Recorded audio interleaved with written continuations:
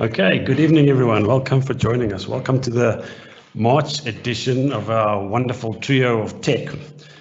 For those of you who don't know, this live event is brought to you as a collaboration by three awesome developer user groups, the Cape Town, Durban, and Joburg MS Doug user groups. Just in case you don't believe me how awesome we are, here's a picture of all of us that will be presenting the event this evening. The first three are our awesome speakers. I'm not going to talk about those right now. I'll introduce them to you a little bit later on in these slides. First, I just want to run through a few interesting events that will be taking place in the community over the next couple of days and weeks. The first one is one of the Let's Learn.net series events.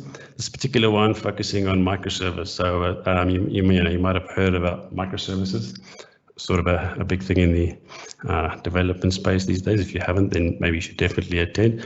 Also, maybe if you've been just wanting to get going, these events are supposed to be focused on a sort of an intro and an easy to get going style of event. So check that out. If you're into the business applications, Dynamics, and so on, then you'd be interested in this event on April the 6th. It's a business application launch event, and you can see the link down the bottom there. We'll share them on the group. Our event for April is still to be announced, so we're looking for some very interesting topics to present to you in April, so keep your eyes peeled for that one. In May, we already have a couple of awesome speakers. So we got Sweetkriti Satpathy from Microsoft talking to us about Chromecast in Xamarin.Forms. And then we've got our very own Karika Buerta talking to us about AI Builder and the Power Platform. So that should also be a really cool event. Then tonight, we have an amazing lineup. We have three speakers. Firstly, we're going to have Lynette Hundermark. Lynette, I hope I didn't butcher your surname there. And she's a recognized industry expert in the design and mobile app space. And she's going to be talking to us about integrating silos of tech and digital to create purposeful solutions. So often, us folks who tend to focus on tech might be absorbed in our own little world, and we can really benefit from breaking out of these silos. I really look forward to that talk. Then, if you've been around the Xamarin and mobile community anywhere in the last couple of years, you'll certainly know this guy, Javier Suarez.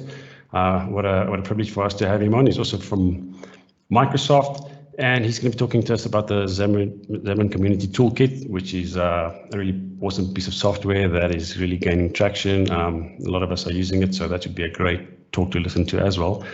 And last but not least, we have one of our awesome local MVPs, Tracy van der Schijf. She's doing wonderful work in helping people use technology to work better and more effectively. And she should have a very interesting and colorful talk about saving time in the modern workplace. So we look forward to that. Don't go anywhere. Just some logistics. So if you look at the side of your Teams panel there, you can post questions, and then we can basically send those to the speaker. The speaker can answer those as we go along. So please feel free to post anything, and we have some very smart people that will help answer those for you if they can. Thank you very much. Lastly, we're always looking for some people to come speak, tell us a story about what you're doing in tech or related to tech. So there you'll see the two sessionized URLs for the Cape Town and Joburg user group. Go there, post your talk, and we'll get back to you. Thank you very much. So without further ado, I'm going to hand to Lynette. Thanks, guys. Enjoy.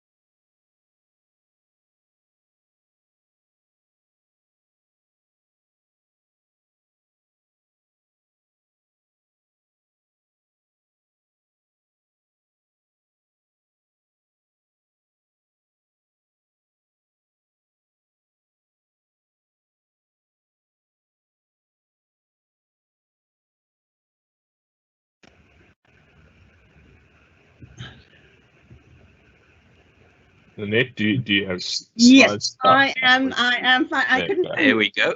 I couldn't unmute for some reason. It wouldn't let me unmute. It wouldn't let me share anything, but I am hopefully here. Am I here? You are very much here. Okay. Hi, everybody. Yeah, we love technology, don't we? It works perfectly. And then at that moment when you are ready to, action, it fails you. So, yeah. Hi. Now that I'm fully here, I am Lynette, and it's a pleasure to be here. Thanks, Microsoft Dev Community Cape Town, for inviting me. They actually did invite me a while back, and I was a bit busy, and I actually regret not doing that because I could have done it in person. This is a very new experience for me to do a virtual talk. I haven't done one before, so bear with me, please. So I'm just checking, is everything okay? Is my slides and everything, you can see it? All looks good. Okay, perfect. Yeah, so I'm going to just give you a very brief rundown of a snippet of my history, and then as I go along, I'll probably be telling you a lot more about myself, because my journey and my career path, I mean, it's very interlinked. So you'll get the why I chose certain things in my career as I go along, and that's how I tend to keep my presentations. It's got a bit of a personal element to it. So yes, I am the co-founder and MD of Useful and Beautiful, but it's such a boring title. So I love products, so that's the beauty of owning your own company. You can call yourself whatever you want. So I am Chief Product Officer, and that's usually my niche anyway, is to focus on products. So I do come from a strong tech background. Actually got my degree in computer science, honors, and then my first non-academic, or should I say non-university certification actually was from Microsoft back in the day.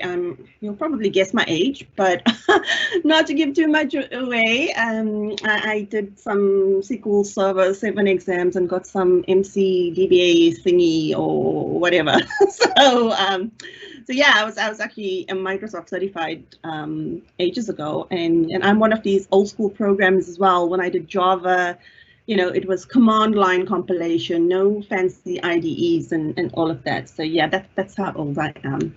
But I love programming. I had a natural aptitude for maths at a young age, and I was fortunate enough to go to a school that had a really good computer science teacher.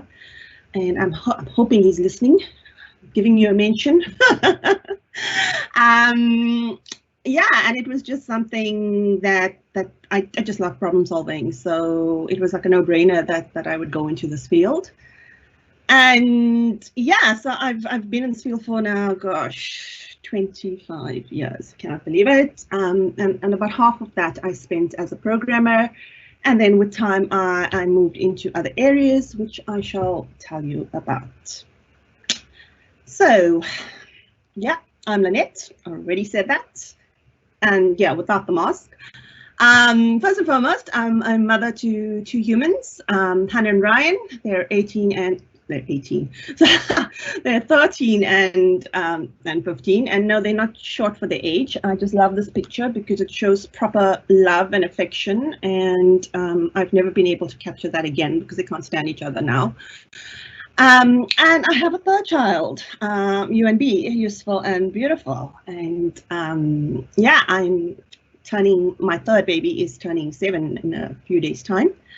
So, but LinkedIn has already declared it's my anniversary, and I've got, I think, over 150 congrats. So I thought, well, we'll be 7 a little bit early today. That's okay.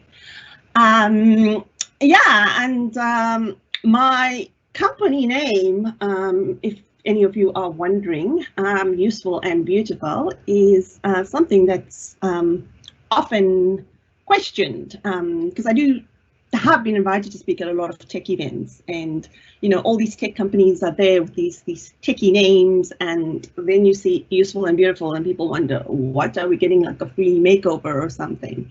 No, it actually comes from a quote by an artist, William Morris, who says, "Have nothing that in your home that you do not deem to be both useful and beautiful." And we sort of paraphrase that because, my business partner, our passion is mobile. Honestly, I love it, I live it, and I breathe it. And, with mobile, it's, your software has to be functional, but it's different. It needs to also look good, hence useful and beautiful, because nobody likes using anything ugly. Nobody likes wearing anything ugly. Well, speaking for the girls, don't know about the guys. I think you just pull whatever is the closest to you. But generally, we like pretty things. We like beautiful things, and especially when it comes to mobile apps, it's not one or the other. It has to be both. So yeah, I am really hoping that by the end of this, I know it's quite a dev community here. I hope that I do teach you something useful, and it inspires you to go and create something beautiful. I have been told that I subliminally drop my branding. So every time you hear me say anything, I give you permission to take a drink. This is my company mantra. I'll definitely do that. This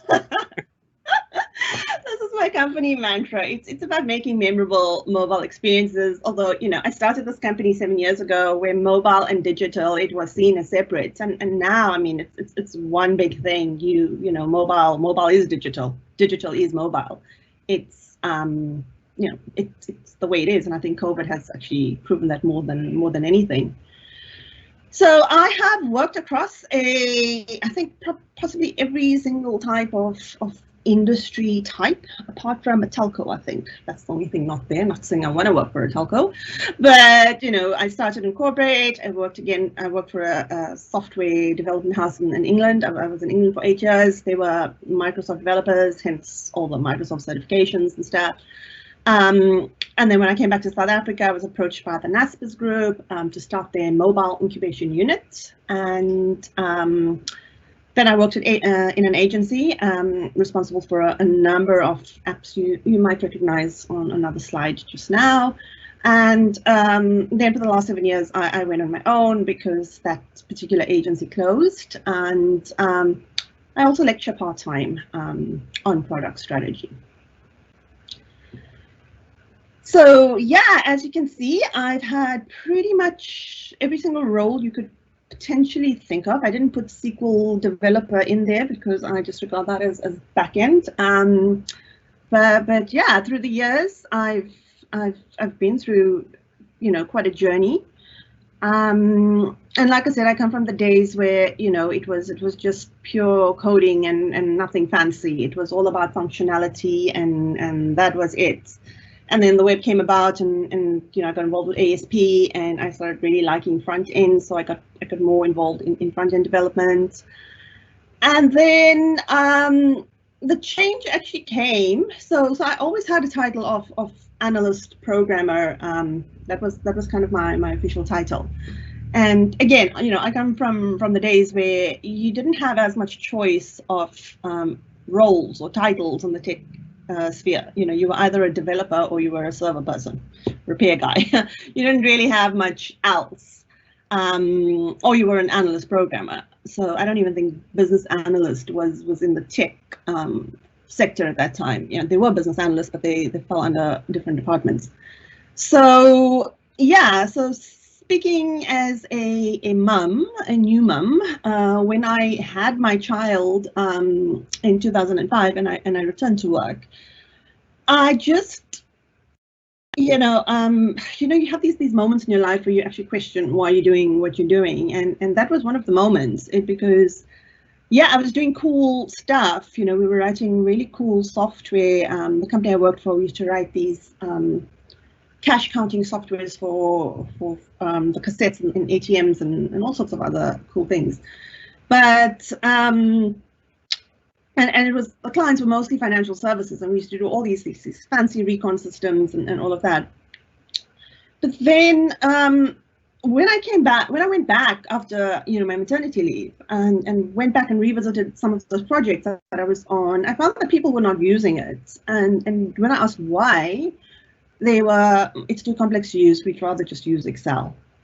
And to me, that was kind of like a stab in the chest, really, because I thought, what is the point of doing these things if it's just going to be binned? And it was something I never questioned before I had kids. And my boss's response was, well, you're getting paid, they're paying us good money. Like, what is your problem? And I said, no, my problem is I want more. I want to be known for my work. I want people to enjoy using what I give them. I mean, there's something really wrong if they're choosing not to use something that you are spending such a long time creating, because back then we were still doing waterfall as well. So I sort of worked myself more into the analysis side and product side and really understanding what people wanted rather than just giving them what they asked for.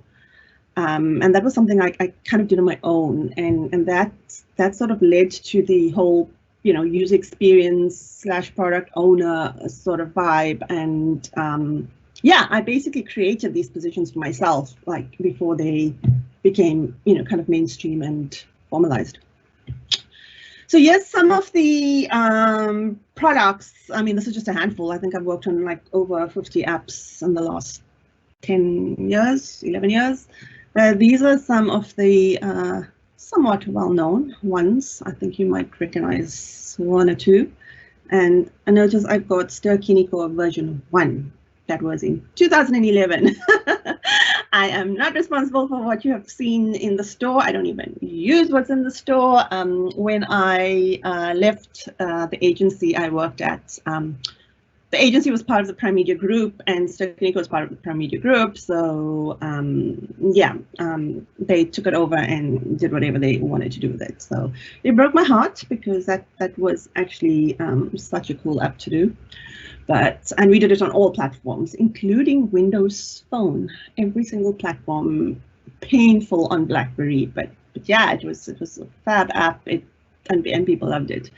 So yeah, I really love creating products and digital experiences. I found that's my passion. I found that there was a gap in the market at the time, which was like 2005, and I just decided to focus more and more on that, and just giving, still doing cool stuff, but making sure that purpose is at the core, and people love using it. And I still remember, I think it was the year before I started my company, so it was about 2013, and we were nominated for, like, I don't know, I think every single category in the MTN Awards in Joburg, and it was in Melrose Arch, and I went into one of the stores to like buy mascara or something, forgot something random, took all the phones with me, but didn't take my mascara. That was me back in those days, and I chatted to the retail person there, and just a conversation started, like, well, what do you do? And I said, well, I create apps. So she was like, oh, okay. So being a female doing that sort of thing got her attention, and she said, what sort of apps? And I said, yeah, you might know I did Stir Kiniko and I did Bit of Pie, and we just launched Eyewitness News. And she actually pulled out her phone, and it was a BlackBerry, and it had those 3 apps on her home screen. And she said, wow, she went on about the Stir Kiniko app, and yeah, she said, Bit of Pie, because she loves the auctions and stuff. And yeah, for me, that was like, even though I've won many awards, for me, that was actually the most memorable moment, because somebody, I didn't know them, they didn't know me, but they enjoyed what I did. And yeah, bless her soul, she even phoned her husband and made me talk to her husband. It's like, okay, didn't think an app product person would be so welcomed, but yeah, and that was great. And yeah, I decided as well that, you know, when I did go on my own, I wanted to keep to those same values of creating purposeful solutions that people just enjoy using. And I mean anybody, it's not just your consumer, it's the business owner, it's anyone, because a user, a customer is a consumer of your product. So, as you can tell, I am a little bit old, so I've got quite a bit of experience that I would love to share with you. And yeah, like I said, hopefully you find some interest out of this.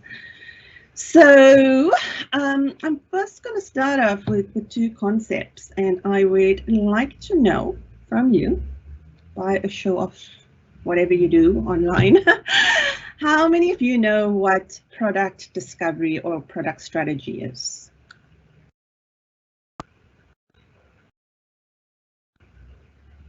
And then tell me how many of you know what product delivery is?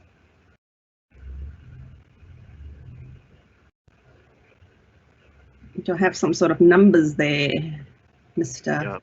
Yeah, there will be a little delay. Oh, okay. So I'll wait. If there's answers, there will be a couple of second delay. Yeah, so if you know what product discovery is, cool. If you know what both are, cool as well. Just yeah, I'm just interested to see the numbers. No feedback yet.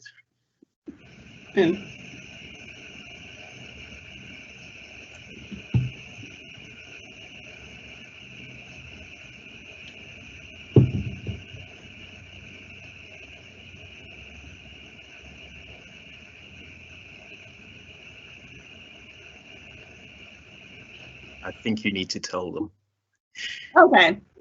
Yeah, probably all the pink and blue that they're not used to seeing, and the teal is probably the thing. Anyway, okay, I will explain it. So, and I suppose you got mostly developers here, so they're probably wondering what's the strategy thing she's talking about. So yeah,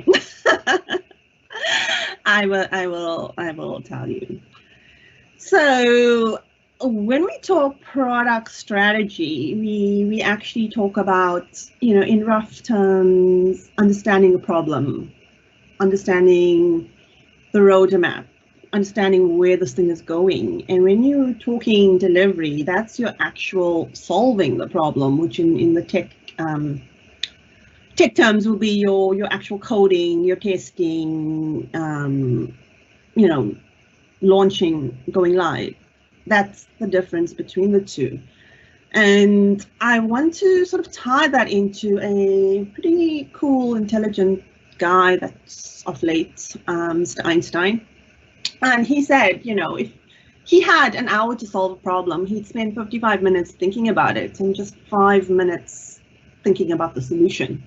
So if we have to put that in percentage-wise, you know, he would ideally like 92% of the time to actually spend on product discovery or strategy to really understand how he's gonna, like, yeah, you know, like understand what is the issue, and he'd only spend 8% actually delivering. Yeah, unfortunately, you know, when I started, it was kind of like 0 for product discovery and 100 for solving the problem, because you literally would just get a briefing document, a thick one as well, thanks to Waterfall, and you just go and build. That's how it used to be. So a thing called strategy, product discovery did not exist. Fortunately for people like me, and I should say fortunately for users in general, because like I said, what happened was people just ended up binning whatever was created because it was just not what they wanted.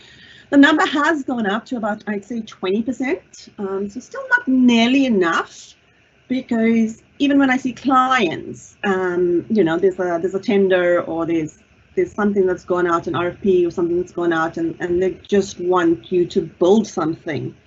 And they don't realize, no, we actually need to think on that. We actually need to think how we are going to evolve it. It's not for the moment, you know, especially with mobile. You cannot build for the moment because it is such an evolving technology And not just that, the design standards change, and yeah, you can't just build for the moment. I mean, you shouldn't. It's like, no, don't even do that.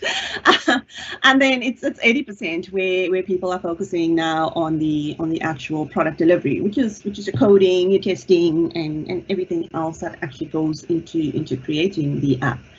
With that also put the design and the user experience design and the user testing and all of those things.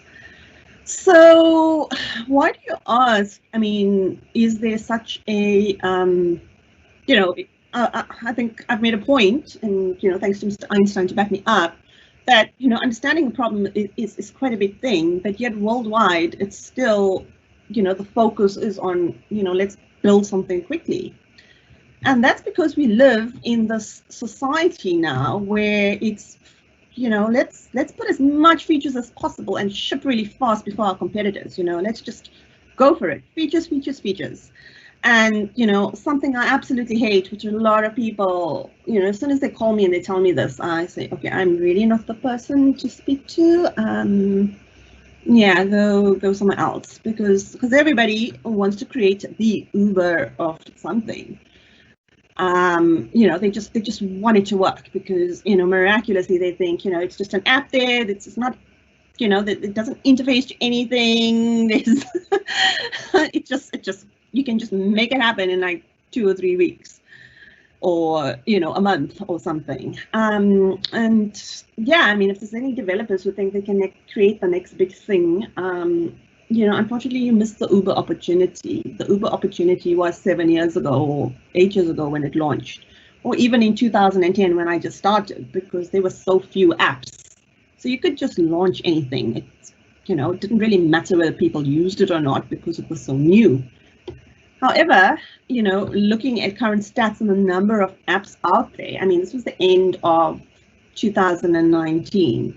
You had 2.5 million Google apps in Google Play and 1.8 million, give or take. And yeah, even our dear BlackBerry friends had a feature in there. That was the end of 2019. Then COVID happened. It didn't stop app development. Okay, kind of killed BlackBerry from even making a dent here.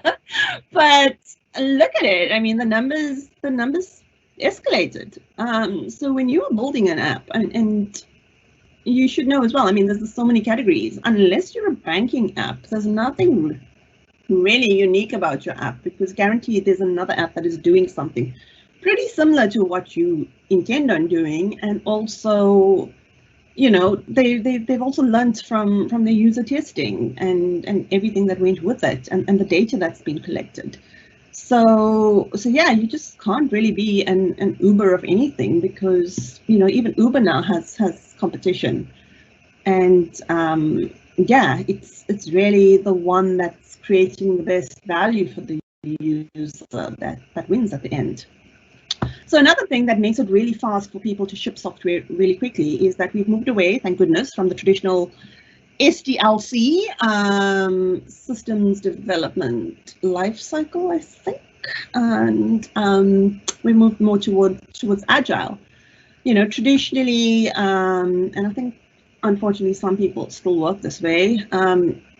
You have waterfall, where it's a very, very linear way of doing something, where you start with your requirements. You start with a billion meetings, then you get a requirement spec, you sign that off, and then you get another tech spec, and that gets signed off, and then there's a whole lot of things, and basically from start to finish, usually would take anything between 2 and 5 years. So by the time the users get what they want, it's way too late, because people have either left the company, or systems have changed, needs have changed. It just was too slow.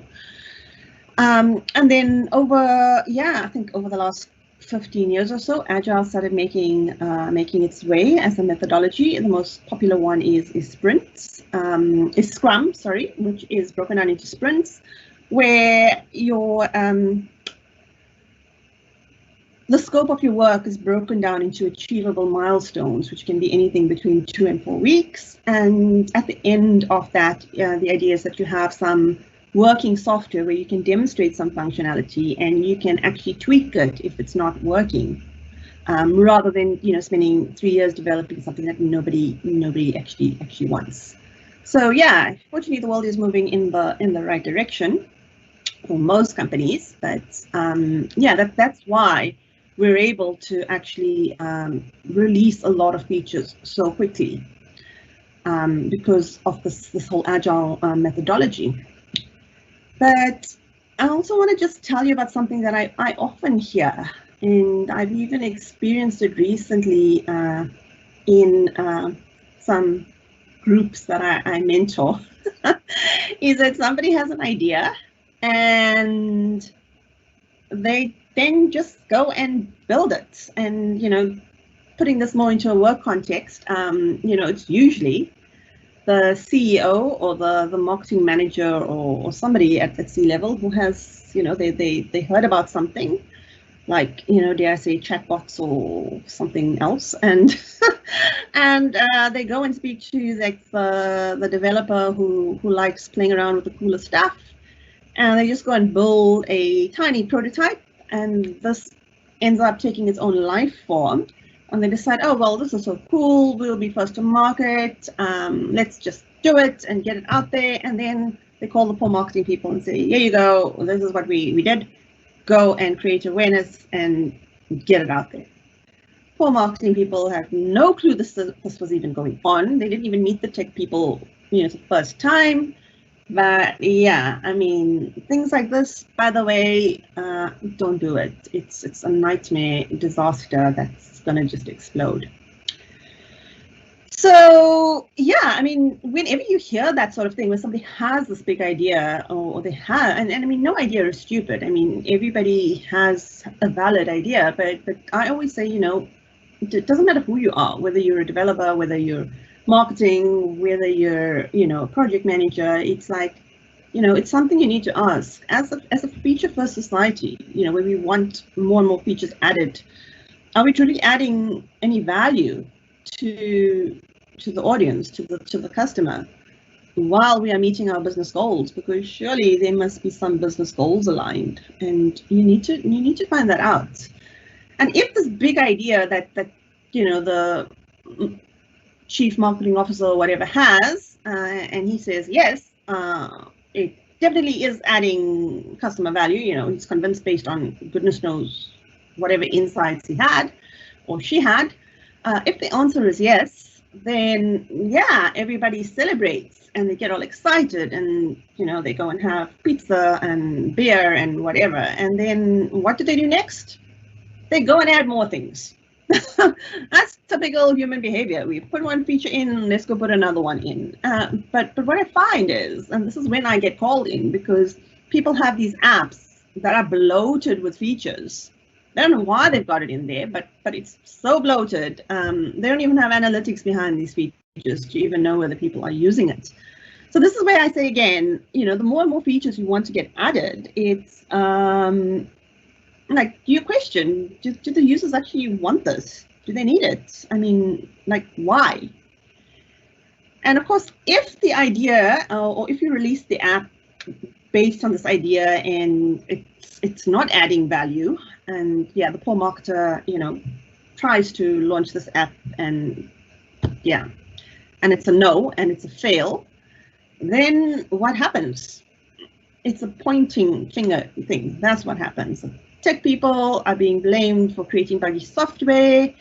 Marketing people are getting blamed for not knowing enough about the product and promising things that the product doesn't do. And yeah, I mean, like, it's like nobody likes owning up to blame. It's like, let's just blame everybody. But the truth is, it's not one or the other. It's pretty much everyone.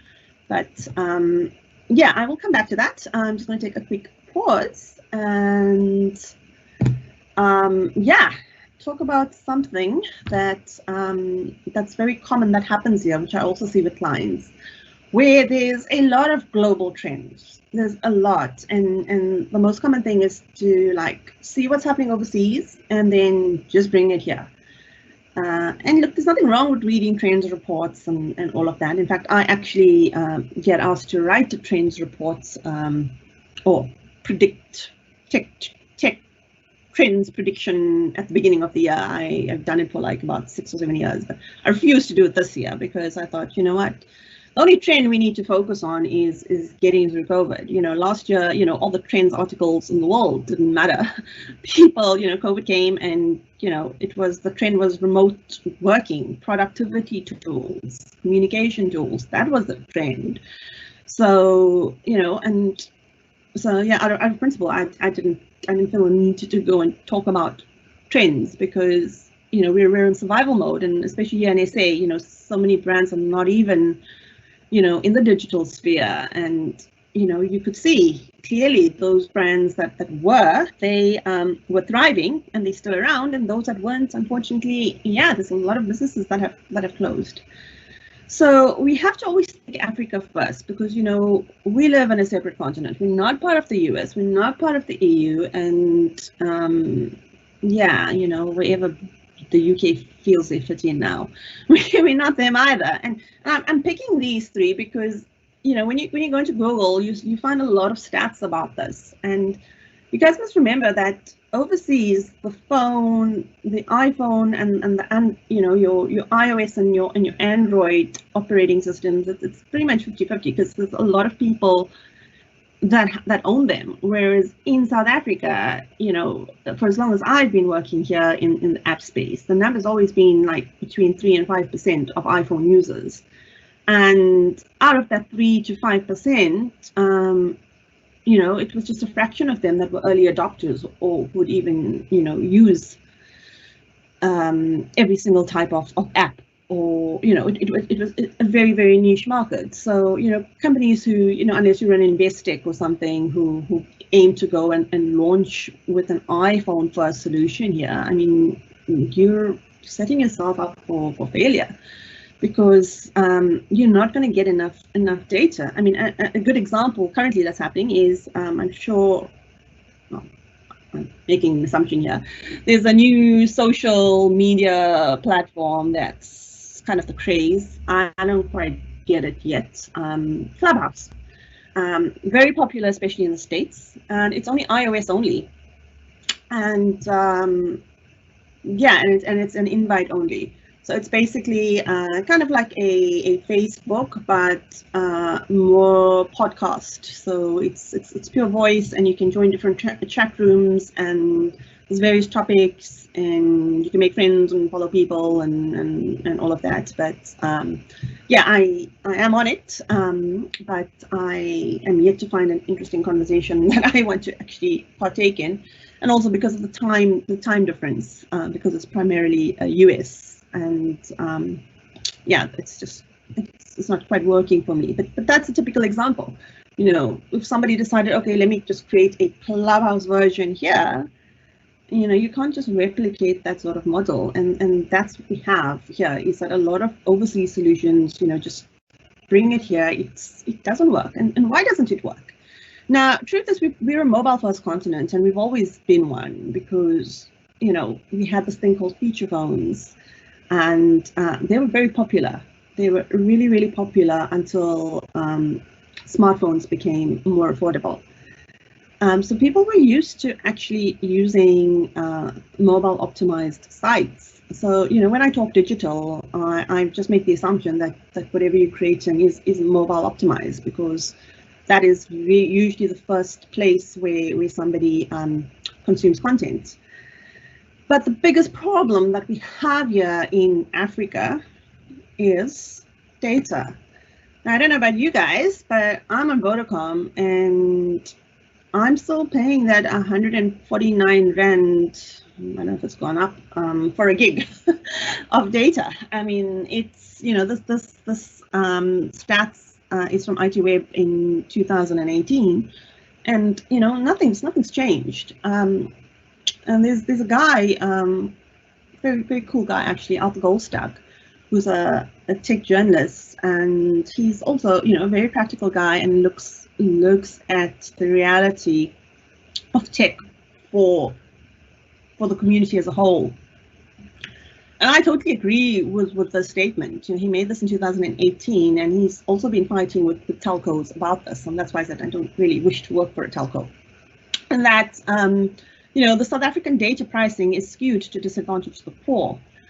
And I'm not going to read all of this. I mean, you guys can see it, but basically what it means is that, you know, unless you're on the upper side where you can afford to buy a bundle, a gig for 149 Rand, for example, upfront, you're at a disadvantage because most of the low-end community, they don't have that sort of money to go and just fork out for a data bundle. So they're forced to go prepaid, where the rates are a lot more expensive. And I mean, you guys know, you go out of bundle and you start getting charged, you know, for 2 Rand, 2.50 for a meg. I mean, it's just ridiculous. And I agree wholeheartedly that, you know, it's not just economically unjustifiable, but it's morally unjustifiable, because communication is a basic human need. And because, you know, we're so mobile first here, you know, you think of your mobile device as something that's very personal. You know, it's more like an appendage than a device. It's, you know, everybody's attached to it, some people more than one. And, you know, it's the means to information, it's the means to communication. And, you know, I think especially last year during COVID, and this year during COVID, we have found that it just really seamlessly connects all the dots. So yeah, you know, being a mobile first continent, there's been a lot of data that has been shared by brands. And there's something else about being mobile, is that the community expects, they're a very demanding community, and they expect you to do something personal with the information. So in the beginning, you know, it was all about, yeah, when you know, as a marketer, your communication needs to be very contextual. It's about delivering the right message to the right person at the right time, blah, blah. And, you know, brands should be doing that now anyway. Unfortunately, not many are. But, you know, over the last 4 years, there's actually been more shift now in that, yes, you are collecting all this data from me. Do you understand me though? Are you actually understanding my real need? And, you know, what's your intent to do with this information that you have? Am I getting relevant information? You know, is your messaging applicable to somebody like me? And, you know, what's been more important is that you need to get your user buy-in, because I showed you the stats with all these apps, and yeah, I mean, your user has a choice now. So it's really value while having these digital conversations and using relevant technology for our continent's needs, which is data. You know, yes, your app might be free, but to actually download that app, you need data to download it. And then what about storage space and all of that? So yeah, I mean, this is something that you really need to consider. So it's all well and good having these fancy things that, you know, stores on offline content and whatever, but, you know, it's things that really do need to be taken into consideration. And you do this sort of thing not when you're building your app, you do it before, when you're devising a product strategy and, you know, the roadmap, and, you know, you're starting off with something simple and then evolving as you go forward. So yeah, very quickly, and again, this might be common knowledge to most, but unfortunately, again, with all my years of experience, it's still not. And you know, you need in order to know your customer, you need to understand who they are. And number one, you identify who is your target audience. Now, when anybody tells me that their target audience is everybody, like everyone, I show them this picture and I say, really? So it's businessmen, it's, you know, people in your local community, it's the working mother, it's, you know, the students, another pic of my kids and their happier moments, you know, medical professionals. Like, is that everybody? Your app is really going to appeal to all of these people. Like Uber is, you know, if you want to do the next Uber, it's for all of them. I was like, no, you know what I mean? And I said, no, I don't. Specify. We need to understand, because people will respond differently, and there's different goals. You know, the only time I've ever created an app that appealed to almost everyone was Xiaomi, and that wasn't every person, but because I mean, the guy with the feature phone there, you know, he didn't use the app. He used the Mobi site. So yes, you need to understand exactly who is going to be using it. And then once you know who's going to be using it, you need to ask, okay, well, why do they need it? Especially if you're going the app route. Why? Because there's many things. I mean, yes, I love apps, but you know, I love digital and mobile. I love mobile experiences. So don't get me wrong. I'm not saying I don't like apps. I do, but apps, you know, it's something that takes a lot of time, effort, and like I said, money, because you are paying for that data to get it on there. So, you know, what is the value add of having that app? Are you going to be sending push notifications, but not as spam? Are you going to be doing some sort of recommendation? You know, what is the purpose? Because there's many things that a mobile website or a responsive site can do. So again, you need to ask yourself, because, you know, downloading an app is one thing, and then there's updates, which again is going to cost, you know, money and all of that. Whereas, you know, you can hit a URL really quickly, and you know, if it's the same information, like, why are you worrying with an app? And last but not least, if you do decide to go the app route, your consumer is even more demanding. They want engagement and relevance. So yeah, you've got this app, and what's your plan going forward? How are you going to keep them engaged? Because really, you know, and I always say this is my trend. When people ask me what's the next big trend, it's this, because I don't believe people are actually using data properly to actually create that personalization element. You know, there's this talk about let's go AI, machine learning, blah, blah, when, you know, the fundamentals are not even sorted out yet. So yeah, I mean, you really need to not just provide a value-added app, you need to continuously engage with the audience.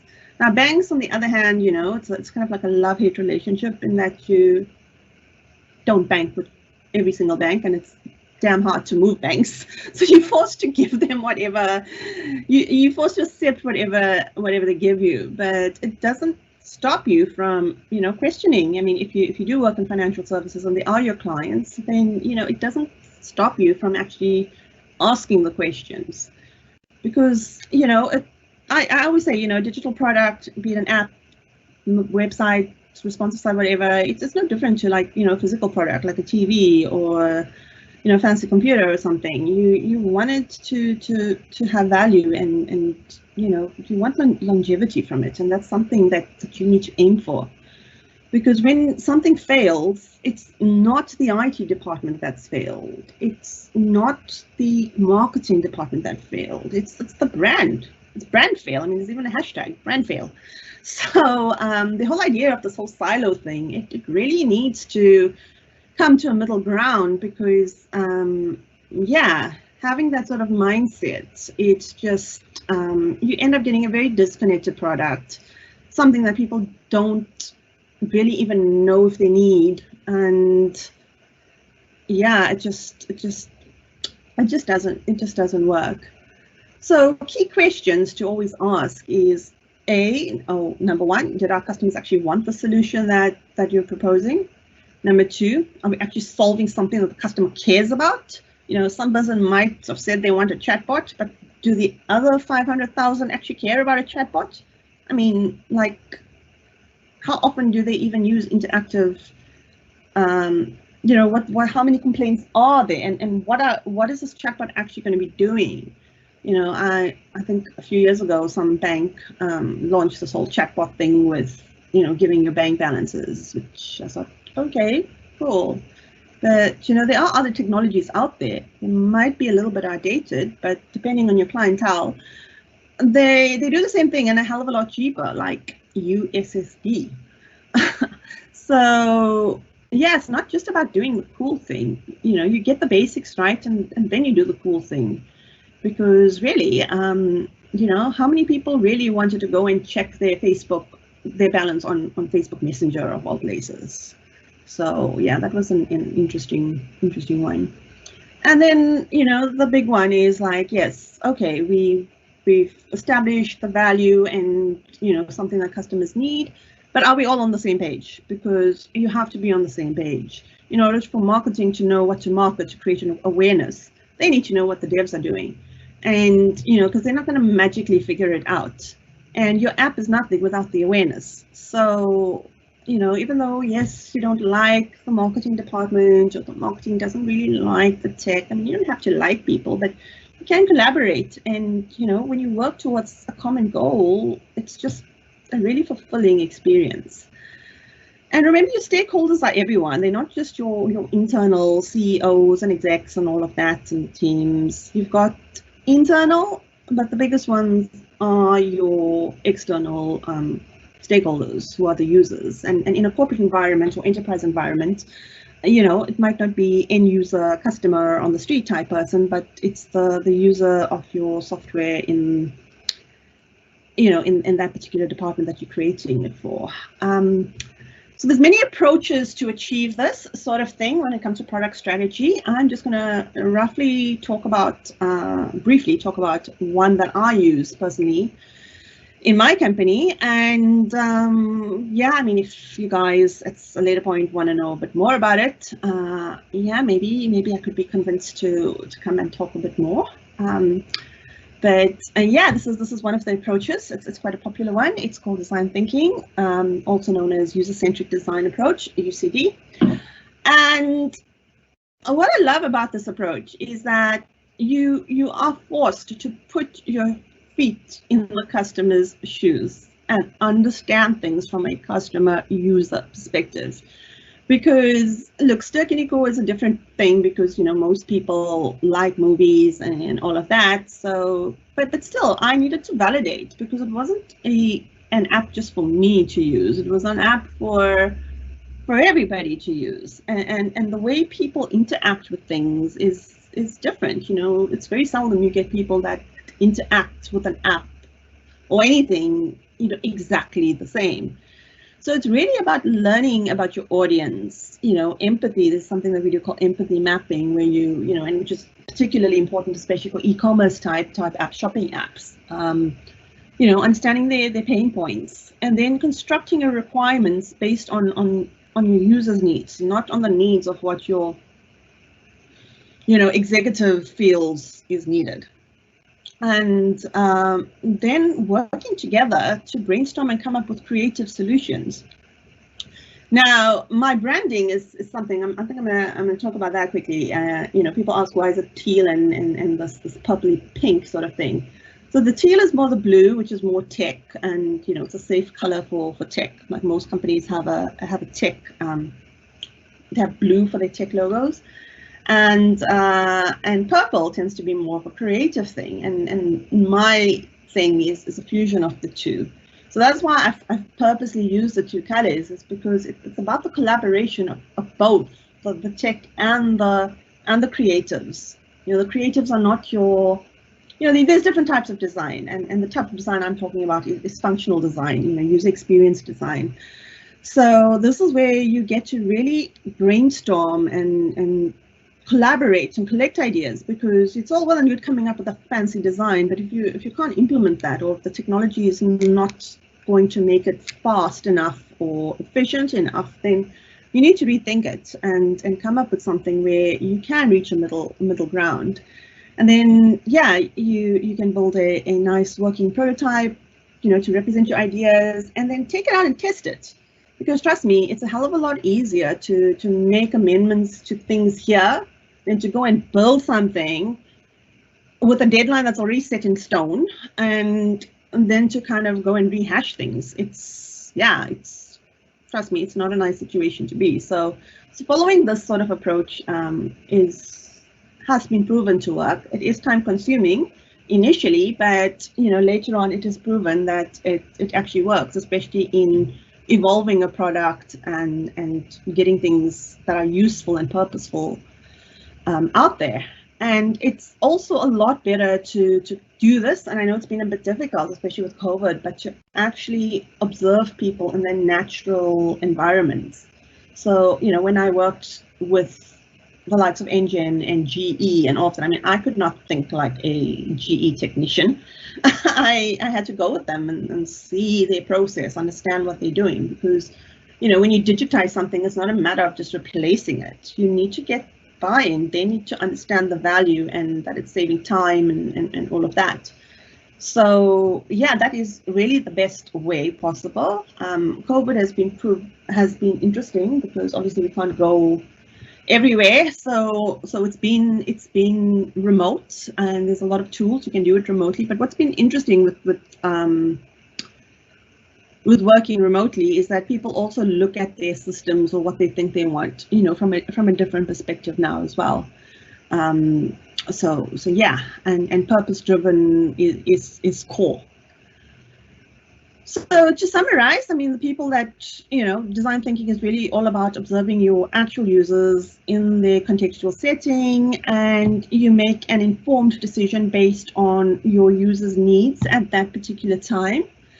And it's not a once-off. It's, you know, you do this all the time. It's not a matter of, okay, we did this, we launched the app, let's go away. I mean, your users' needs change. They change all the time. You know, one moment, you know, just using me as an example, you know, working female, then I became a mother, and, you know, I was interested more in baby stuff and then school stuff and, you know, doing stuff extremely quickly. And yeah, I mean, you want to keep that user, you know, as your brand ambassador. So you need to like check at different points in time, what are their needs? And it's really about tech and marketing collaborating, because you know, you can't create awareness of something for something that you can't sell something you don't really know about. And it's not just about shipping fast. Yes, you still need to ship fast. You still need to ship features because your users expect features, but there's a difference. They want relevant features and things that are actually going to add value to their life. So yeah, in a nutshell, you know, just involve everybody. I mean, when I do this sort of thing, I make sure I always take somebody from customer experience or somebody with me, you know, if it's a brand like a corporate brand, so that they can also understand, because I know how it works with corporates as well. You know, you get given a set of things and you are, you know, you have to do it. I mean, your CEO or whatever, or from the board it comes, you have to do this thing. It doesn't mean you have to do it as they say. You know, you can go and validate. Okay, they want this. How can we break it down and give people what they actually want, and then slowly evolve to that? Trust me, there is a middle ground. It just involves questioning and getting the right people to buy into it. So yeah, this was me. As you can see, I was optimizing some call center UX issues for a company. When I did Sterkinico, I actually did go and hang out at, you know, like this sad person asking random people, but giving them movie tickets for like saying thank you for giving me your opinion, just on how they would like the Sterkinico experience to be. And yeah, working with actual users for GE. And, you know, I love shopping because, again, you know, the way you would shop on Superbalist is quite different to the way you shop for groceries. So it's always good to know, you know, a shopping site, you can't say it's for everybody. Again, it's the niche and the targets, and understanding what people actually want to do. And I mean, if anything, it's not once off. It's always continuous. It's your users' needs change. I mean, this is just, you know, human beings, we don't like the same thing all the time. I firmly believe tech is not a solution, it's an enabler. You know, people are looking for solutions and they're looking for tech to help them. And that tech should be an enabler to solve a problem, and it should be agnostic. And what I mean by that is that tech changes all the time. So you can't be tied to one particular system or one particular operating system, you know, because things change. You know, COVID is an example.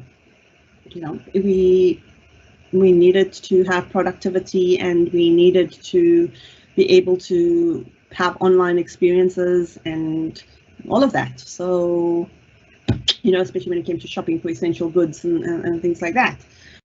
So yeah, that's basically what it boils down to. And you know, this is something that I adapted from another great person who said, you know, you might not always remember everything, but you know, especially with digital and mobile, you know, there's this content everywhere, and we are absolutely inundated with content, and there's so many apps. I mean, there's tons, but you know, you will always remember things that you felt happy using, and that's important to give people a happy experience, and that's when they'll always return.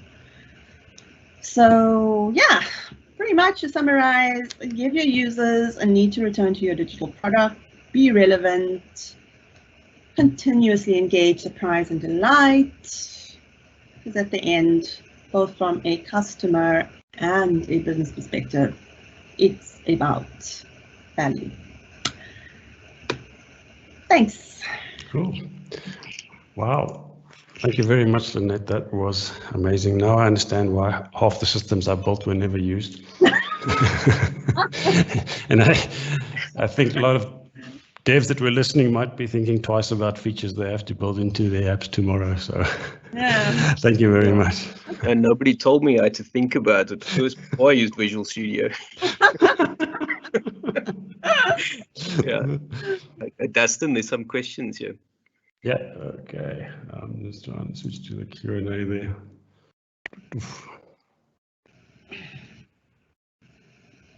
Have you got them there, Alan? Mine's like refreshing. Oh, there we go.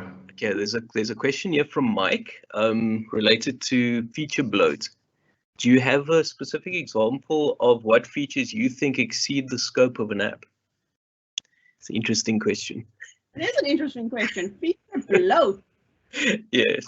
Example of an app that has feature bloat. Yeah. That you think exceeds the scope of the app. So in other words, features that's not necessary, that just make it bloat. Know what the scope of the app is. You know, I mean, obviously there's a core functionality that you would have. I'm just looking at my phone to see. I heard one that was chatbot, maybe. You seem to have a design with chatbots. But I'm going to look for like a proper example here. I mean, I think to a point, banking apps have feature feature bloat, and they don't focus more on core. Like one of the things, it's like you know, adding of beneficiaries and stuff. It's still so complicated to do. You know, so I've not seen an app actually improve that process by any chance. In fact, you know, it's so complicated. Actually, I will give you one. I'll give you Vodacom. Their app is a ton of features. Don't even go about it. They got the stupid shake and whatever thing for like years that give you stupid useless prizes that you'll never ever redeem, and half the time your bank balance is wrong. I mean, your data balance is wrong. Oh, don't talk about the data usage. I mean, it tells me I'm using a whole lot of data on things that I know I don't even have installed. So yeah, Vodacom. Every single telecom has the worst app ever. They're all full of feature bloat. There you go. I'll stop now because I could cause quite a rant. I did enjoy the Vodacom, the shake one. I once won a 50 Rand off Nando's, and I was like, yes. I was outside Nando's and I walked in. Yeah, I had to spend $200, but I did get my 50 Rand off. You got your 25% off, yay. Yeah, just gets me to spend more money. Exactly. Yeah, it looks like Mike's got a lot of questions here. He thanks you for your talk, and he's found the comments about data limitations in South Africa particularly interesting. On that, how does this factor into your design development process? Is it a consideration, an active consideration in architecture? Yeah, very much so in the design process, because you know, the images obviously need to be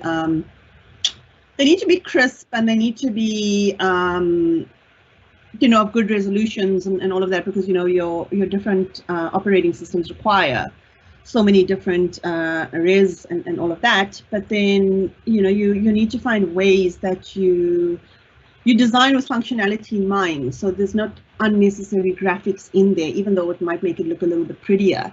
But it's all about functional design and compressing and making sure that yeah, your app doesn't consume a lot of data. So yeah, it is a big feature that you have to consider, especially. And I think that's mainly why overseas solutions fail here, is because, you know, if you take something like Snapchat, for example, it's never really been big here because the amount of data that thing uses, it's incredible. So you know, even though it's a simple design, but yeah, it's definitely something that I particularly factor into. And also another part is not just the data as well as the pure raw power of the device. Like some people, it's great to have a Snapchat filter with all the butterflies, but what happens if the phone is, you know, running a less than a gigahertz core, you know? Yeah, well, I mean, that's the thing. Yeah. And there's so many, and you've got to cater for all these different handsets, you know, especially with Android. You know, the fragmentation there is, you know, I need not say anymore. So, you know, you've got your maintenance, because again, you know, something I didn't say, but, you know, building all these apps is well and good, but you need the support. You need to maintain them, because one operating system update, especially with you Android people, you'll get so many. Yeah, things just break. I mean, you know, iOS is not getting that much better, you know, with their stuff, but yeah, it's a challenge. And you can't tell your customer, no, you know, we suddenly don't support like 5 versions below. You know, at some point you need to make the best informed decision on what minimum you're going to support, and you owe it to your customer to support them. You can't tell them to go buy a new phone. Well, you could, but it wouldn't be wise.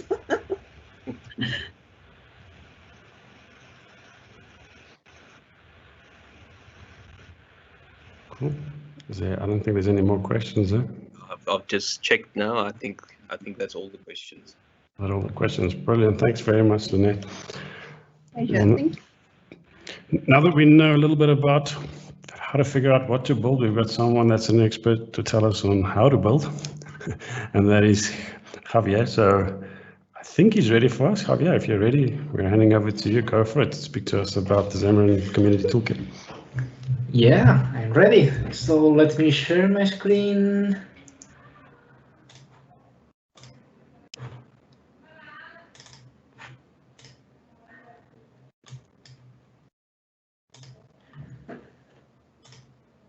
Yeah, it looks good. Good. Okay, so yeah, in the next session, first of all, yeah, really happy to be here sharing some times with the Cape Town.NET community. It's yeah, a sunny, nice day here in Spain, but at the same time we can be connected. So without be there and have people around the world. So that's fantastic. I'm really happy to be here sharing a moment with all the community. And in the next section, we are going to talk about Xamarin and with more details about the Xamarin Community Toolkit and how this toolkit could help you to create more beautiful and more complete applications with less code, reusing some elements from the toolkit. First of all, well, my name is Javier. As I said, I'm here in Spain. I work in Microsoft with Matthew in the same team, the Xamarin.Forms .NET MAUI team. And well, the most important information is the contact information if you have any question, dubs, or whatever about this session or the community toolkit in general. If you want to contribute or if you are using it and you have any question, just ping me via Twitter, email, or whatever, and I will be more than happy to help you as soon as possible. But yeah, first of all, what is the community toolkit? So the community toolkit for some developers looks like something really new because we promote and really engage and start having more traction with the community and growing very fast at the end of the past year, well, mostly in the last 3-4 months of the past year. but it's a project that started some years ago. And the idea is the same, is use a collection of reusable elements that you can use in your mobile applications, using Xamarin.Forms. At the end, is like all the converters, that you copy and paste around different projects or different behaviors that you use sometimes. The idea is here between all the community, share and grow this library to put all that maybe is too small to create a separate library, a separate plugin or whatever, but is really useful for someone in the community. So the idea is allow everybody in the community to participate. Of course, there are some people in Microsoft also collaborating, reviewing, taking a look that everything is moving forward. But as the proper name say, it's about community, it's about you. So the idea is help everybody with any feedback, any idea, any spec could be created. We are moving very quickly, reviewing PRs, and we accept different ideas, etc. And also now is a good moment for start thinking in the community toolkit for several reasons, as you probably know. Now in Xamarin.Forms, we are starting working in .NET MAUI. Yay! Very excited about that. That will arrive with .NET 6 at the end of the year. But today you can take some previews. And yeah, Xamarin.Forms is now in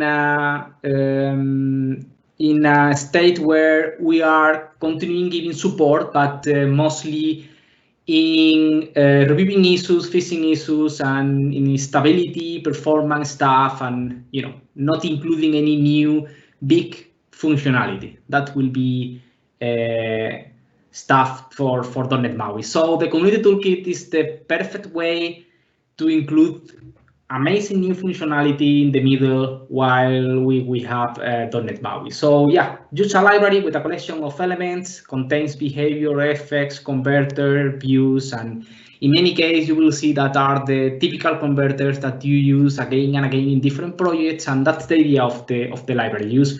Give you a toolkit with different tools, with different views, ideas to progress and do more stuff in your application in a easier way, in a faster way.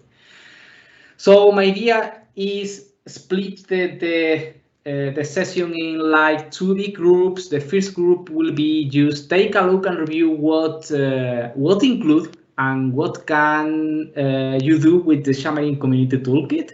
And then at the end, I'm going to try to solve some typical questions like how to use it, how to collaborate with the toolkit, or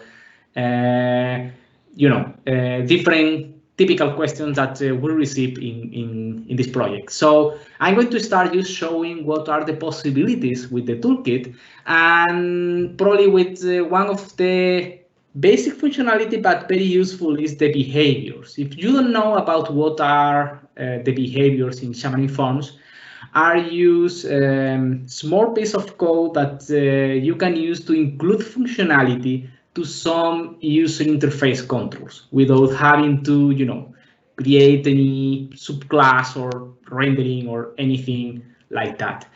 We have so far many behaviors, mostly to do stuff like transform elements to commands in case you are using MPPM pattern, to manage animations from XAML, to many behaviors to manage forms like validate URIs, validate emails, validate max length, validate the different characters, etc. And this is a quick look of what we have there so far. As you can see, for example, well, we have some event to command behavior, some nice animation behaviors, and much more are coming in this way related with animations. For example, very useful to mask and give extra information to the user about the format, the expected content that we are waiting, for example, to mask credit card, dates, times, etc., or to validate password, required content, etc. So let's take a quick look to the behavior so far. but because it's the first time that I'm jumping to Visual Studio, I hope that I'm using a good font. If not, just please let me know. I'm going to review very quickly what's the project structure in the Xamarin Community Toolkit in case you want to collaborate or just play with it, debug or whatever. So in the toolkit, we have like a sample solution that include the toolkit libraries, the text projects that are validating many stuff in the toolkit, and a big sample that we are trying to create a more or less good looking sample where everything that is included in the toolkit must have a sample page where anyone just can navigate to that section, see how it works, and take an idea about the functionality. So we have two solutions. One of them is the Xamarin Community Toolkit solution. That solution only includes the libraries, and then the sample solution that include, as I have mentioned, the library, the text projects, and a sample. Now, jumping to the sample, well, it's a easy sample where we have some big sections in the startup page where we can allow us to navigate to the different big sections with functionality, like navigate to the behaviors, navigate to the different views or controls that are included in the toolkit. So it's really easy to use the application. And I'm going to jump to the behaviors, and let's see some of the most requested or used behaviors that are so far included. As you can see, there are a big list so far of behaviors, but for example, this animation behavior is really nice because we can invoke some behaviors from XAML code in a easy way. At the same time that I'm going to show some demos, I want to take a look very quickly to the code so you can see how this looks like. So yeah, we can attach to the behaviors property of the controls a behavior where we can choose the type. There are different types like rotation, fade, etc. And yeah, you can trigger the animation with some events or some commands or some different properties, and just launch the animation that you define in this way. So that's one of the behavior that's really cool. Then we have some, many validations like character must be more than a maximum 20, minimum whatever, or email validations. This will be read until we wrote a valid email. The usage is very similar in all the case. You need to go to any view, any control, and then use the behaviors property and attach the behavior. Every behavior is, of course, different, where mostly with properties, with bindable properties, you can set, for example, in the character validation, what is the maximum or minimum character count, what you expect, or what will happen if we have some fails, some errors, what will be the colors that you will use in the user interface, etc. So let me navigate to other ones that I really like like this masked. You can see here to write dates, time. So it's really easy to format and don't allow you to write anything that is not supported. So yeah, these behaviors are mostly very useful to give some extra functionality like validations, animations, and detect when something is happening related with the control, for example, when the user is writing or when it's stopping to write, etc. So first block of functionality, behavior, is probably one of the easiest one with the converters. And probably the easier way to collaborate if you have something in your application that you want to include in the toolkit. These are probably the easiest piece of code that you can include in the toolkit, because the converters, if you don't know about that, is when we are using a XAML, where a XAML or C# view, and we are using data binding. in the source property, in some case, we expect a type that is not the type of the target property. So the converters allow us to transform, to convert these values. They are at the end just classes that implement the value converter interface that have mostly two methods, convert and convert back. And in the toolkit, we are adding mostly all the typical converters, and in some cases, some really interesting and cool ones. Let's navigate again to the sample, and in this case, to the converter section. So typical converters, of course, the bool2 wherever is a typical one, like if it's null, convert to true, or if it's not null, convert to false, etc. This is the typical one.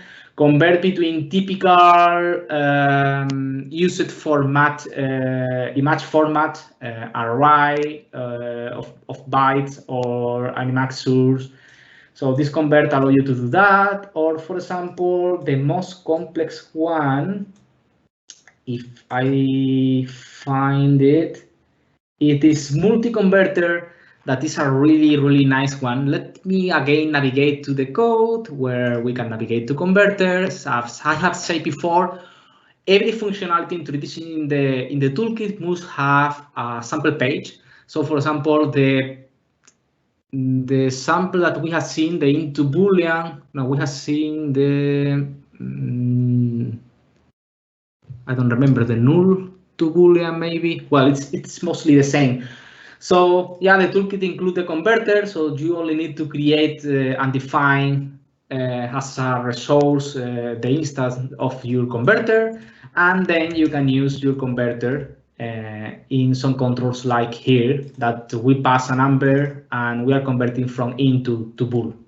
That's very simple concept, but there are some really interesting case like this multi-converter page, where we have a more complex converter that expect different conditions, right? You can create conditions like if the text is not empty and we have this specific number of characters, then we can allow to do whatever. So this is a really, really more complex but interesting stuff that allow you to do some conditional code based on different conditions in your mobile application in a easy way from XAML code. So converters are the other good piece of code where you can collaborate. And then we have effects. Effects typically are sometimes mixed with other concepts like behavior, because at the end what we are doing is access to native controls. Remember that in Xamarin.Forms we have an abstraction that allows us to write application once.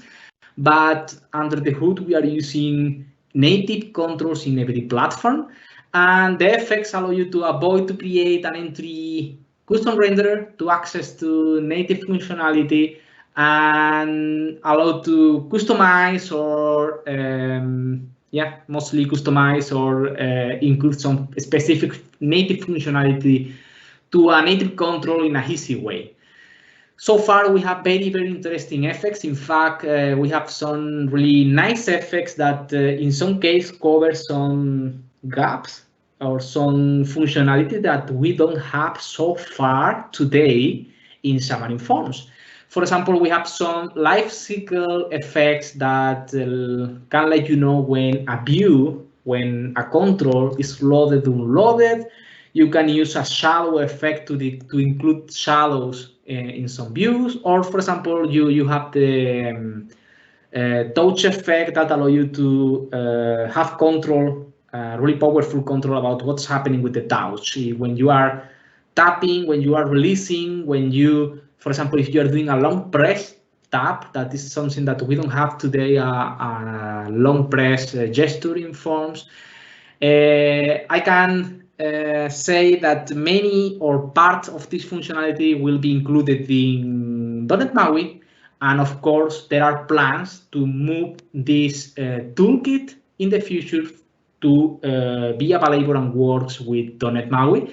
What will happen, of course, is that if we include, for example, shadows in .NET MAUI, the shadow effect will be deprecated, and because will not have sense in MAUI. But let's take a look to that. These are some of the very nice effects that we have today.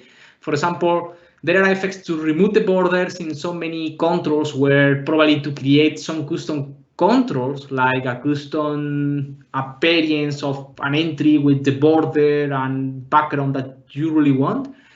Yeah, that effect just remove all the border and all the background stuff that is included by default by the native control, and allow you to use override the entry by other control, like for example a frame, and include the background border, whatever you need in your design, in your application.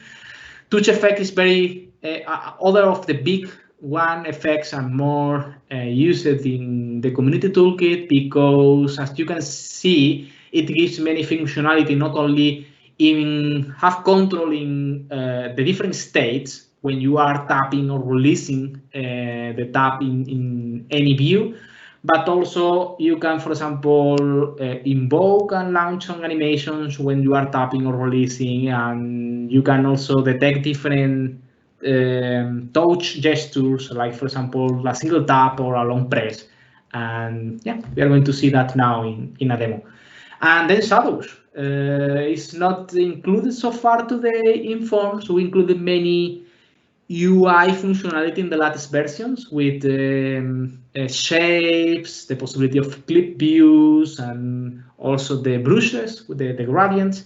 But for example, shape is something that is not supported by default by Xamarin.Forms. And we have now, with the 1.1 version that we released this days ago, I don't remember, but if I remember well, it was like 3 days ago. That version now includes the shadow effect. So let's take a look to that. And as always, I'm going to show some demos and then just jump to the code. So let's navigate to effects. And icon tint color effect is really nice because allow you to specify a color and tint with that color an icon. The life cycle effect is really simple to use and to understand, because what that only allow you to use the effects collection of any view. For example, this is stack layout, and then you can use attach the effect to the view, and you have different events, and you can manage when the view is loaded and unloaded, and this is what you can see here in the log from this sample. Then the remove border, yeah, this is the same view like this, but in the second case, we are using the effect to remove the border. So we can go here and I can really bright and create an entry like I want without any restriction or limitation from the native control. That's cool. Safe area effect to be able to adapt some specific controls to device that have the safe area, like an iPhone X and other kind of devices. Select all text allow you to select all the text of an entry, and then I'm going to stop in these 2 ones because probably are 2 really important ones, because cover some functionality that is not included today so far in Forms. But I have to say, this probably, well, this will change in some case in .NET MAUI, but don't worry about that. The tool will continue, and we will just deprecate some APIs, but in the middle, you can just use and continue your mobile applications having the best good-looking UI as possible, used in a simple way without the need to wait anything. So yes, you can see we can apply different shadows with different offsets, colors, etc. to any view. So let's navigate to the shadow effects page, and this is really easy to use because we have some attached properties, like to use a color, a shadow. The only thing that you need to do is set the color of the shadow with this attached property, shadow effect.color. And then we have some extra properties to set the offset, the radius that will impact in how the shadow is drawn. So that's really, really cool. And then we have the touch effect. Yeah, you can see that we can manage when we are touching and launch different animations, detect the long press, and change different properties and from the control when we are touching on animated. In this case, the code is also using attached properties. The most important ones are mostly the command probably that you are using and you will invoke when you are touching, but then you have also other properties to manage what will be the animation that you are applying when you are touching, on what is the type of command that you expect. If you expect a tap command when you are tapping, of a long press command when you are doing a long press, etc. So yeah, a little bit more complex because required to know about how some native APIs works, but it's a nice addition also to the toolkit, and yeah, many people in the community is collaborating in this way. So thanks so much to everybody collaborating and growing up the toolkit. And then the most probably used and typical, expected, and everything related with the toolkit is the views or the controls, right? Because when you are creating different mobile applications, there are different designs and different patterns and different behaviors that you want to cover in your mobile application. And in some case, if that is not covered by default, probably you need to create some custom renderers or create some custom controls, but yeah, require a little bit of more effort to create what you want. And the idea in the toolkit is create many views that in most cases cover some functionality not included directly in Forms, and in other case just include something in the same way. For example, there is a control to create tabs, but include more functionality that the tabs control included by default in the tool in Forms. So yeah, have sense. You can use that in different conditions and in different ways. So let's take a look to all the controls very quickly with the slides, and then I'm going to jump to, as always, to the code and review the code and to the demo and see the demo in action. So I'm going to start with the avatar view. The avatar view is just a representation of a username that can show up the image of the user with the initials, or if and the name, or if the user don't have any image, can just draw directly the initials taken from the name. And yeah, this is a typical control that probably you have seen in some kind of applications like emails or some stuff like that, and that's not something that you could not do in Forms with an image and label, for example, but this simplifies a lot what is the expected result and how you can play with this. The same happens with the Patke view. This only let the user to notify the user that there is something that is happening, and status change, receive some notification or whatever. It's a view that wrap other content and allow you to show a Patke notification. You know, the typical Patke with an ellipse or round corners, etc., with a number or a text indicating that something is happening. It allows you to draw the notification in all the corners of the view, and of course you can use whatever you want as the content of the view. Then we have also layouts, and I'm really happy with that because we have some really nice layouts in Forms. In fact, probably with the grid, the stack layout, and I don't know, probably the flex layout, you can do whatever you want.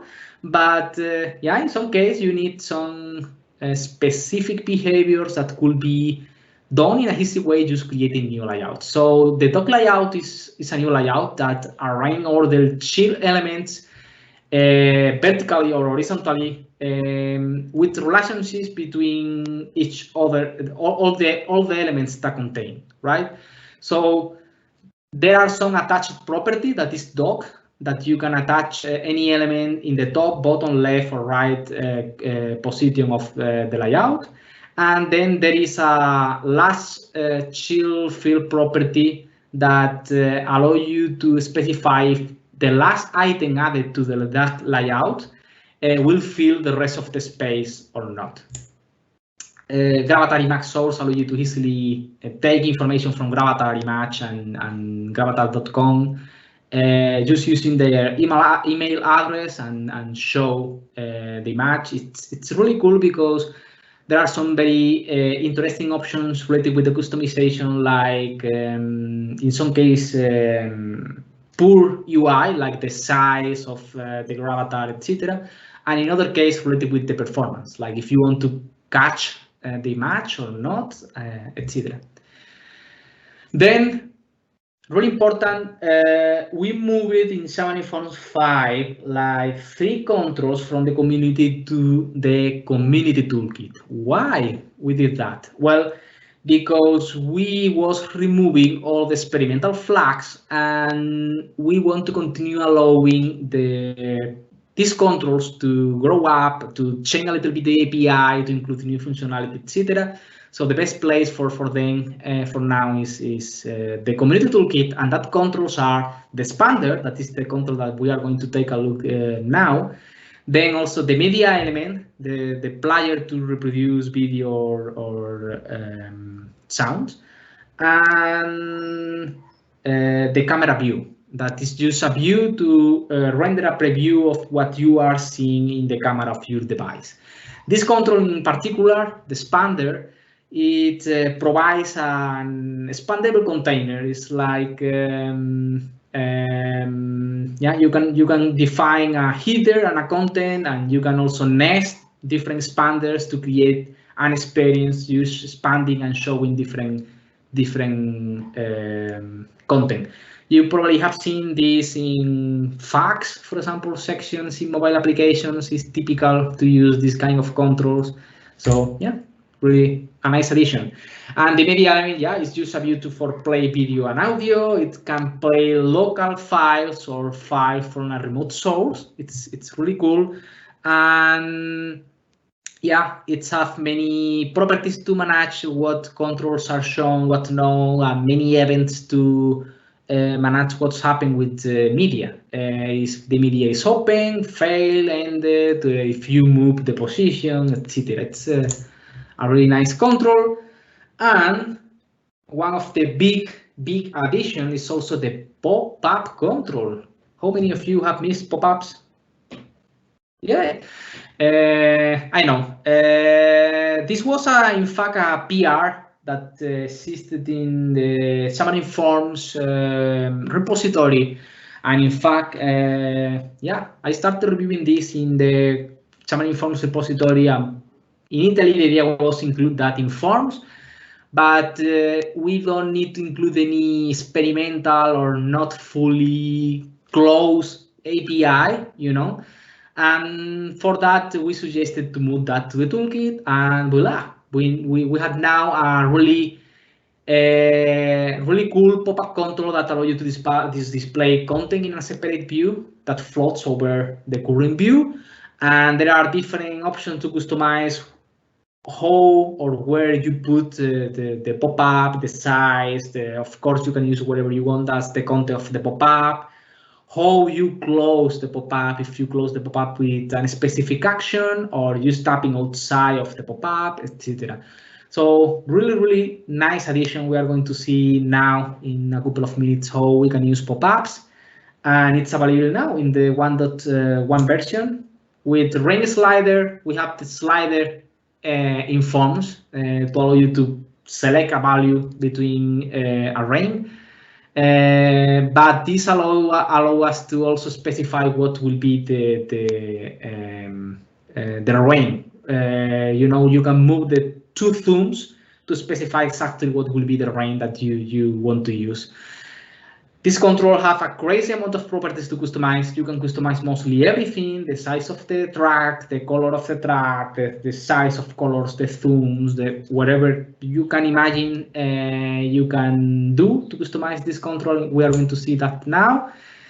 Snack bar, It's typically an idea or concept that comes from Android, but is you show a small notification to the user, like a toast notification with some information. And we included some APIs that are very close to what we have today in Xamarin.Forms to show and display some alerts. And with the display snack bar, and also for those, we can configure some parameters to set what is the content of the snack bar, what are the actions or the buttons that will contain, or how you will handle and what will happen when you press some of the actions from the snack bar. The state layout allows you to set different states to a view, and that allows you to load different views or different content based on states. So, for example, if you are loading an image, or if an image or something fails, you can specify a specific loading or failing error state and show whatever you want in this case with this state. It's really cool. Allow you to in a easy way manage the typical situations where you create some converters to validate if something is true or false and hide some controls or other kind of controls, etc. This is simplified that too much. And we have several ways to create flyouts in, well, not several ways, but you can use a flyout page and you can use shell to create a flyout menu. And the side menu view, it's a simple and really flexible control that allows you to create menus from left and right, and you have many properties to customize, how that opens, what is the percentage of or the size that will be open, etc. Show is use a very basic control to show information, like informs a page-like way. So it expects a couple of properties to say what's the subject, the status, the color that you are going to use, and that draws some controls like that.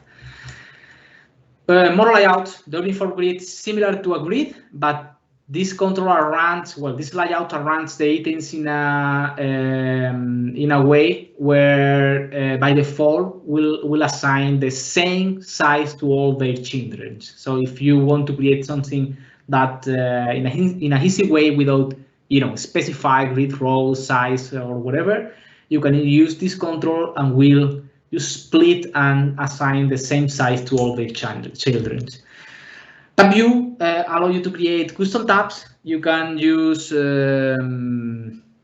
customize what will happen with every tab. You can have different templates for every tab. So you can have, for example, a tab like this, where you have a main button with different tabs, and you can also customize the animation, transition that will happen when you change the tabs.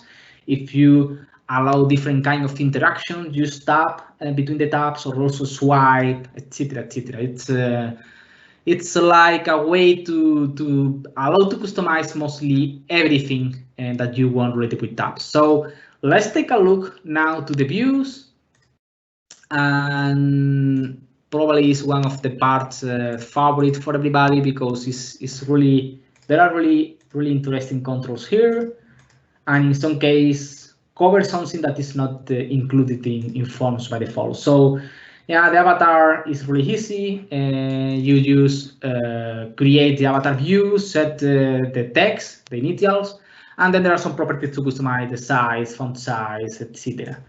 Then we have also the bat view. There are also cool functionality like animations that you also can customize. You can customize the position of the budget, if it has shadows or not. Yeah. The camera view allows you to show a preview of the camera. The dock layout, well, we have talked about that before. The expander allows you to nest and expand, different views. Really useful for some kind of applications.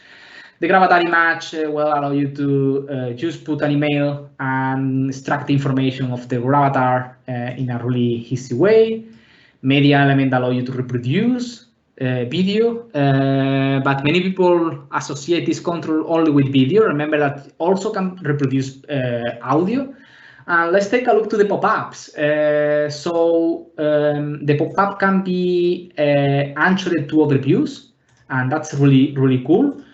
And we can just show a pop-up without any anchor, and we can use C# or XAML to define what will be and how will be the behavior of the pop-up.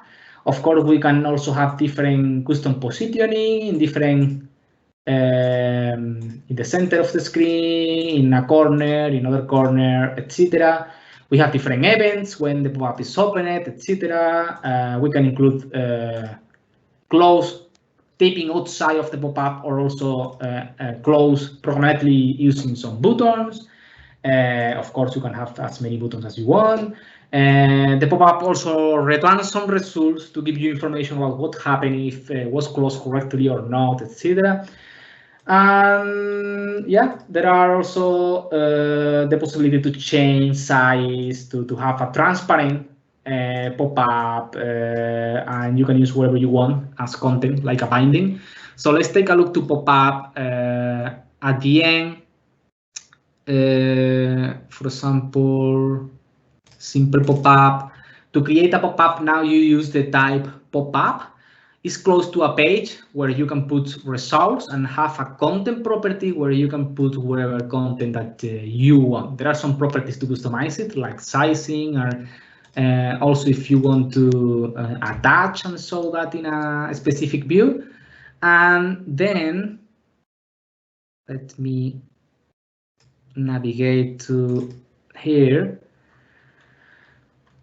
You can see that we can use horizontal and vertical options to positioning related with the screen. And to show pop-ups is really easy. You only need to set and pass a pop-up as parameter to the show pop-up method included in the navigation. So you have today the navigation property, and you can do push and pop to navigate in your application. And now you also have the show pop-up method to show pop-ups. So really nice functionality and really easy to use. Then we have to bring a slider. Well, this is crazy. You can see all the properties that we have to customize that. But yeah, in summary, it allows you to select a range of values.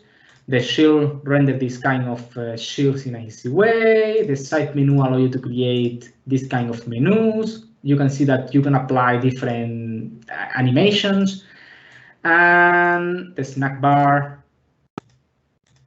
allow you to show snack bars in that way.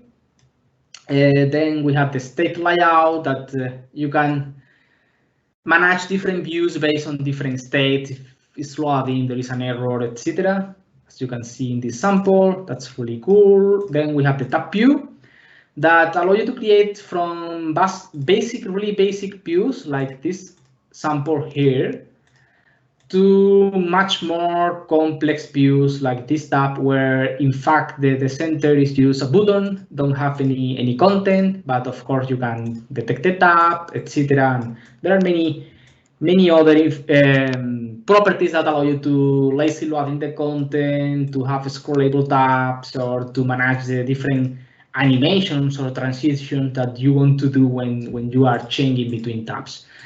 And then finally, we have the uniform grip. That's easy to explain. It's just a layout that will assign the same size to all their children. So that's today so far what you can find and you can use today in the Xamarin Community Toolkit. As you can see, there are many functionality that you can just reuse in your applications to create good-looking UIs or achieve more in Xamarin.Forms without need to recreate or create some specific controls, behaviors, etc. So it's a really it's converting in a must-have library for Xamarin.Forms developers, and there are plans, of course, for the future with .NET MAUI.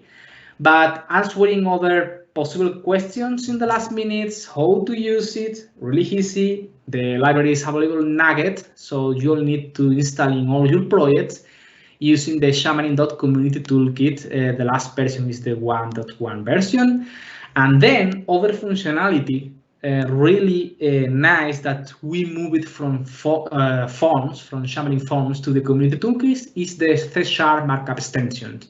This is an opt-in set of fluent helper methods and some classes that allow you to write Xamarin.Forms user interface in C# in a fluent way, and this library is available in Xamarin.CommunityToolkit.markup.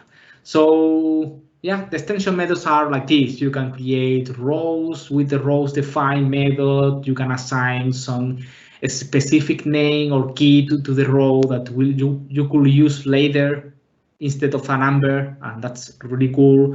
So there are some extension methods like .font, .row, .column, .fill and expand, horizontal, etc. that allow you to, in a fluent way, write your UI in Xamarin.Forms using C# code in a easy way. So now let's see how to collaborate with the toolkit. And when I mention collaborate, many people think, or the first thought that he have is create the next big control, and that's not correct, because you can collaborate in the toolkit in really different ways. You can just test the library, use the library in your project, and send some feedback, some issues. That's collaborate. If you miss some control and you have an idea and you want to write a spec and a definition of a control and share with us, you don't need to create the control, but you can share the idea with all the community, and myself or other one in the community could take that idea and convert it and create something real that you can use in the future. So write issues, share feedback, write specs, and then of course you can collaborate sending PRs. When you are sending PRs, this is the Xamarin.Forms, the Xamarin Community Toolkit repository is in Xamarin/Xamarin Community Toolkit. And yeah, we have seen all the project structure, and there is a guide explaining exactly how to contribute. But in summary, it's really easy. Use for the repo, create a branch, and usually create a branch with, for example, if you are going to fix this bug, fix 1.1.1.12, and just create a branch with that name, and that's it. Or create a branch like state layout, no go back, or something that defines what are you going to do, or where are you going to work. Then implement whatever you need. If it's a new control or it's a fix or whatever, open a PR, and that's it. We are trying to review constantly the feedback from the community and give feedback as soon as possible to not accumulate and have your effort as soon as possible being part of the toolkit. As soon as you collaborate, of course, we thank you in different ways. We put in the release notes. You will appear in the application, in the about. You can see here all the people that collaborated with the toolkit. So you will be part of the community, and yeah, you will be very thanks to you. We appreciate any kind of effort that anyone wants to do with the toolkit. And remember, you don't need to create the next big control. You can just write an issue that will help us to know that something is not working, or create a spec like create an observability rain collection with thread safe. Okay, that's explain what you want, why, etc. And that's another good way to collaborate with the toolkit.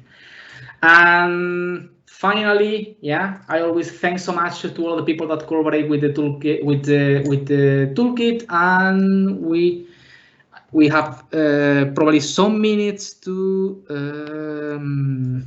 resolve some questions. So I don't know if there are some questions. Cool. Thanks, Javier. That was amazing. I had a ton of questions, but you answered like everything. But there are some questions. Yeah, we have one from Kenneth. He says, are these behaviors limited mostly to Xamarin.Forms? I looked at the Xamarin Android sample and it just has a small main activity and splash activity.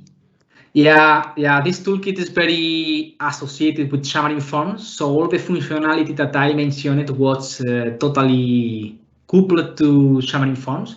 But say that at the end, for example, an effect, for example, or many of that code is using native code. So if I go to the library, for example, to the effects and go to the shadow effect, if you want to implement shadows in your Android project, I mean Xamarin Android project, not using Xamarin.Forms, you can take a look, and what we are using is the set outline spot shadow color and the ambient shadow color in the view, always that is all higher than AP level 28, and yeah, you can just take advantage of this code also in your project, but you cannot include the library and use it directly. You can just take a look to the code, and probably you can take some advantage of some stuff that has been done here.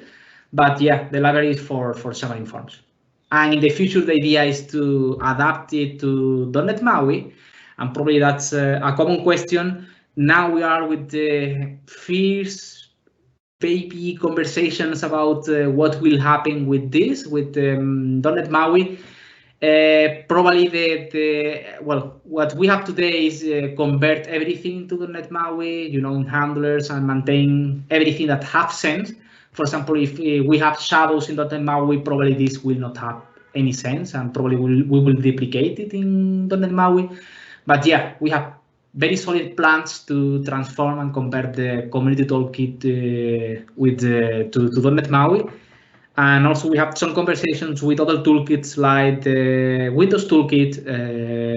And for example, in the MVVM library that is included in the Windows Toolkit is also supported now in Xamarin. And in that case, is working anything related with Xamarin.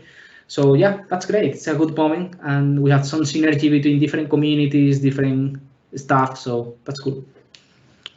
Very cool. I'm just trying to see if there's any other questions. Just a question on this. Would there be another one called the Maui Community Toolkit running parallel, or would Xamarin Community Toolkit be migrated to a Maui Community Toolkit? So what we have discussed so far today, and I have a meeting soon with the core Community Toolkit team, Gerard, Berlis, and other people, is we will maintain the Xamarin Community Toolkit as a toolkit for Xamarin, for Xamarin.Forms, and based on the code, parting from the code from this toolkit, create a new toolkit, probably, for sure with other namespace and with other stuff, but the code will be based on the code from this toolkit. So the idea is have the same functionality, but working in .NET MAUI. For example, some controls that here are using some renderers probably will use handlers in .NET MAUI, and will have some difference in the way how the layouts or how the application interprets these controls. But that's the idea. Maintain that for the Xamarin developers, and then in some time probably we will need to jump and include all the new stuff, new functionality in MAUI. That will not happen in short term, but in some moment that probably will happen, and have another library for .NET MAUI.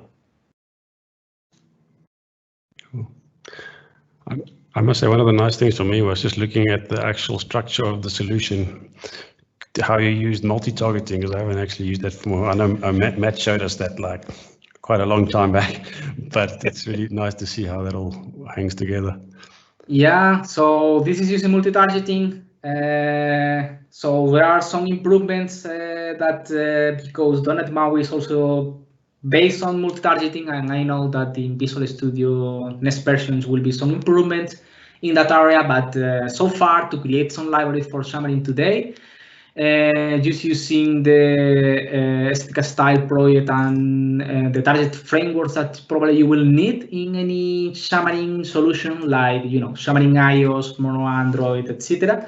It's a really cool way to create cross-platform libraries, because at the end, as you can see, everything from the toolkit is just one project, and for many people it's really simple to know where are the effects in the effects folder. And in the effects folder, if I want to modify, for example, the remove border, okay, that's the share implementation. And if I want to modify the Android implementation, is the .android class. So that's really cool, and it's more simple than need to know where is the Android project and where is this effect implemented in the Android project, and you need to drill down a little bit more and navigate more and know more about the project. So I really like this way to create plugins in and libraries for Xamarin.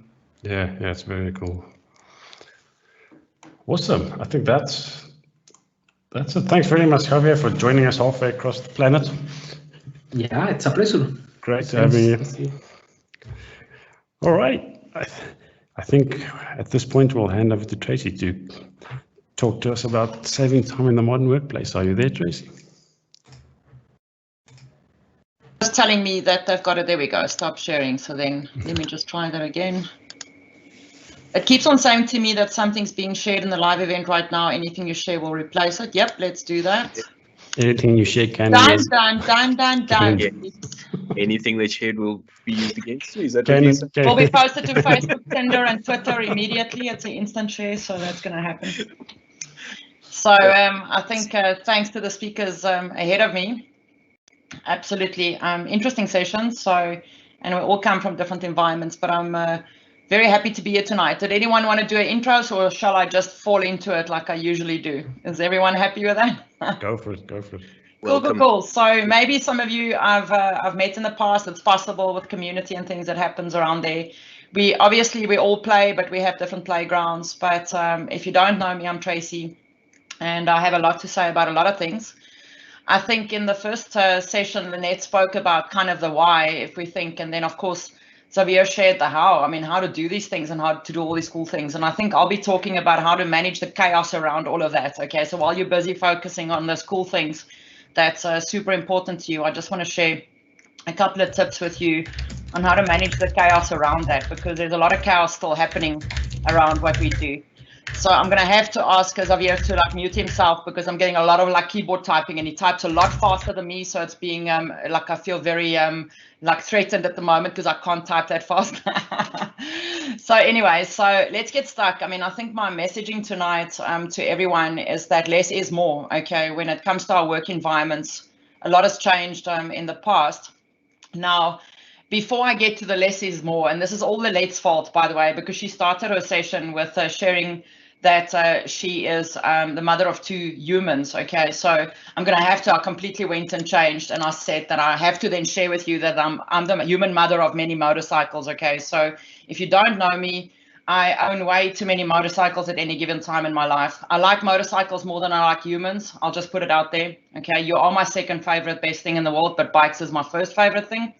And I always say that it's because bikes have broken my ribs, people, but they've never broken my heart. Okay, so get your priorities straight in life. Okay, love my bikes. I as much as I'm not a developer, I have bikes. I have 101 tattoos. Okay, and I'm crazy as they come. So I think I fit quite beautifully into IT. I think it definitely works for all of us. So I'll have to step away from the motorcycles, otherwise I won't stop talking about them. So let's go back to what we're actually here to chat about tonight, and that is about less is more. So because this is a live event, obviously there is a bit of a delay, so I can't wait and ask questions, but I'm going to just put it out there. And I don't know if any of you have ever heard of the concept of the magic number of 7 plus or minus 2. And it's something that I apply in my workplace every day. So when I say workplace, although we all use different tools, okay, I mean, we definitely all use different tools. I'm sure that most of you, and I'm going to say forced very gently, okay, but most of you might still have to use Outlook and have to use OneDrive. And maybe in some of your environments, it's a mix of Slack versus Teams, okay? And so we have these tools in Microsoft 365 that our workplace environments or our bosses or our companies expects us to use, and a lot of times that can get completely out of whack. Okay, it gets a bit messy. So the magic rule of 7, which is something I want you to think of about your work environment. So I'm not talking about the work that you do, the apps that you build, the cool stuff that you do. I'm talking about what goes on around it, the administrative stuff. The magic rule of number 7, they say, and of course our telephone numbers are based on that, okay? So the length of our telephone numbers and things, there's quite a psychology behind it. And it says that short-term memory, or the way that you deal with pockets of information, is based on the rule of 7 plus or minus 2. So between 5 and 9, people remember pockets of information between 5 and 9, okay? So the average is 7. So for me, it's just easier to work on 7, which means that if you start working with content that's around the apps, around the other applications that you use, so in the rest of your life that most probably happens late at night, like today. If we look at Outlook, if we look at OneDrive, if we look at Teams, when you start applying this rule, you actually start calming the chaos, if I can call it that. And even in tech these days, I think a minimalist approach is a much better approach, because we're flooded with information. I mean, it's like taking a sip from a fire hydrant, right? I'm pretty sure everyone still gets way too many emails, and it's still chaos out there. So the first thing that I do want to talk about, and I'm going to absolutely be sharing my production environment, okay? So no one send me dodgy emails while I have my Outlook up on the screen, okay? So let's just put that out there. No dodgy emails. Alan, stay out of my Outlook. So the first thing I do want to talk about, what did you say, Alan? It's too late. Let me just check my mails first. So see, before I go into that, no, there's nothing yet. Don't be dodgy, people. So the first thing I do want to talk about is OneDrive, by the way. Most of us are using OneDrive for business already. And if I look at OneDrive, the thing I want you to focus on, if you look at your OneDrive root folders, okay, is if you have too many folders there, people, you're going to start having chaos. So I've already got more than my magic rule of 7, and it's because Microsoft politely goes and creates their own default folders as well, like recordings and team chat files and team data files. But if I have to take that out of the mix, I kind of stick to my 7. Okay, so when you look at structures of where you store your content or your emails and things, try and think of that rule of 7, because your brain deals with that information differently. It deals with the business rules differently. Okay, so that means that normally in my OneDrive, I would have a shared internal in my company, I'd have shared external to my company, and in there I have more folders again. And this is the type of things that helps me to establish business rules. So when I look at a folder, I know exactly what's happening inside there. I don't have to guess it. I don't have to wonder if I've shared stuff externally out of that folder or not, because the folder itself actually tells me what the business rules are. So if you look at your root folder in OneDrive, kind of rethink how many folders you've got in there and how many loose files you've got in there, because it actually causes a little bit of chaos in your head. And we need to calm the chaos around outside of our normal day jobs, okay? So these are little things that you can do to definitely make things easier for you. So that's just on OneDrive. I'm not going to spend too much time on that. I definitely don't want to bore everyone to death, okay? But while I'm in OneDrive, there's just so many cool features and things these days that you can use. I don't sell Microsoft licenses, by the way, so I don't get common this discussion. I really, really believe in how the technology can help us, okay? So if you look at OneDrive, I don't know if anyone knew this, but with a OneDrive mobile app, I can actually even take photos of receipts. If I was just at a restaurant or something, and within a couple of seconds, I can search the text that's on that receipt. So think about those things as well. There's so many cool apps that already exist in the apps that we have. So the OCR and things on OneDrive is quite phenomenal. The search is phenomenal. So definitely rethink the apps that you have on your phone as well around the content that you work with every day inside of your teams. So that's just a couple of notes. I'm not going to spend more time on OneDrive. I've got way too many crazy things that I do want to still share with you.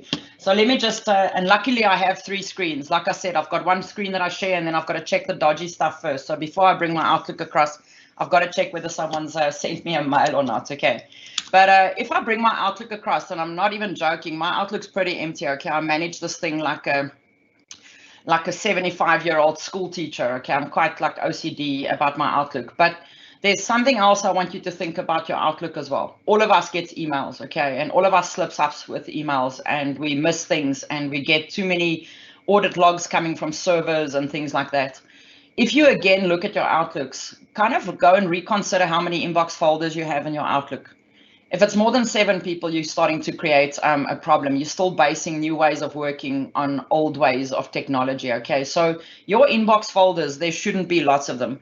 I shouldn't have a folder there for Alan and a folder for the UG and a folder for my mom and because it gets messy. Because search really works better these days. And sorry to say this, Microsoft, search sucked a couple of years ago, okay? So I get why people created like 30 folders, because they couldn't find something if they looked at it when they searched, okay? Search doesn't suck anymore, okay? It's a lot better now. So kind of minimize those folders you have in your inbox, okay? Because I think you're trying to manage the chaos and you're making it worse. I have one inbox folder and it's called completed, and that's that little OCD thing I have with moving mouse and getting it out of my face. I've got one folder and it's called completed.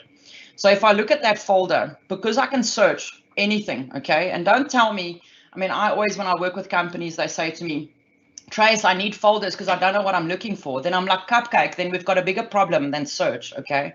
If you're searching for something and you don't know what you're searching for, then our problem is bigger than that. You know exactly what you're looking for, okay? You can type in words and you will find the email that you're looking for, okay? Sometimes you find a couple of them, but it's much, much faster to search than to navigate to content. So that's a big thing that everyone definitely needs to stop doing. Stop navigating to stuff. We can't. If I think of how technology has changed in the last couple of years, I mean, 5 years ago, our teams was double the size and our workload was 50% of it, okay? We have to evolve together with the technology. The technology alone doesn't fix problems for us. I always say, as much as I love Microsoft, is that products don't fix problems, people. People fix problems with products. Don't ever think you can just cut the human side out of these things. We have to change, and we have to change our cultures and our habits as well. So if I look at that folder, again, here's another thing that I want everyone to think of. I'm sure many of you still use rules in Outlook, okay? And it's easy to use rules if you have emails coming, like spam emails and newsletters. Then it's great to have rules because it just moves it to some ARB folder somewhere, okay? Be careful of rules. Be very careful because it does things on your behalf when you're not there and you're not taking note of it. So I've had a lot of rules that move stuff into folders that I didn't take note of. So quite a cool thing, and it's not new at all. It's got a couple of years old. It's called Quick Steps in Outlook, and I use that all the time to manage the chaos in my Outlook. So Quick Steps is like a rule, but it's a button that you press. So you'll see that there at the top is Quick Steps. So what I've done is I've got a quick step called Done and Dusted, and I use that to move my mails, to whack them out of my inbox as I've dealt with them. So many times I can move mails even when they're still unread. I mean, I can see those 2 test emails are sent myself. And if Alan sends me something, I normally don't read it either, so I can just move that. So on emails like from Alan or someone, I just move them. But if I look at that button, it works exactly the same as rules, okay? So if I go and say I want to create a new quick step and I go custom, it's the same concept. So in this instance, a lot of times I want to make sure that the email is unread because you don't want unread emails, sorry, in your inbox folders. You want them as read. So the first thing I normally do is that I want to move it to a folder. So I want to move it to completed when I press the button. The next thing I want to do is I want to mark it as read, sorry. And the next thing I want to do, and this is my pure OCD-ness, okay, I want to mark it as completed because I use little green ticks to tell me that I've done something. We all need that little thing in life that tells us that we've achieved something, okay? And if I think of our inboxes, it's unbelievable how everyone on this call has exactly the same job description. We arrive at work every day, we try and get our inboxes empty, and tomorrow we try again. It's amazing how this type of things work. So if you can manage your inboxes better, you'll already have a better foot in the door to get other things done. So this is how I created that rule. I just said that when I click the button, mark it as read, mark it as completed, move it to completed, get it out of my face because it's done, okay? So when I then click on a mail, I know if I've dealt with it, if I just click the button, it's going to move it. It's going to mark it as read, it's going to mark it as completed and move it. So I prefer using quick steps because it's a physical button that I can click on that then moves things. I don't like those things happening on my behalf when I don't pay attention to it anymore.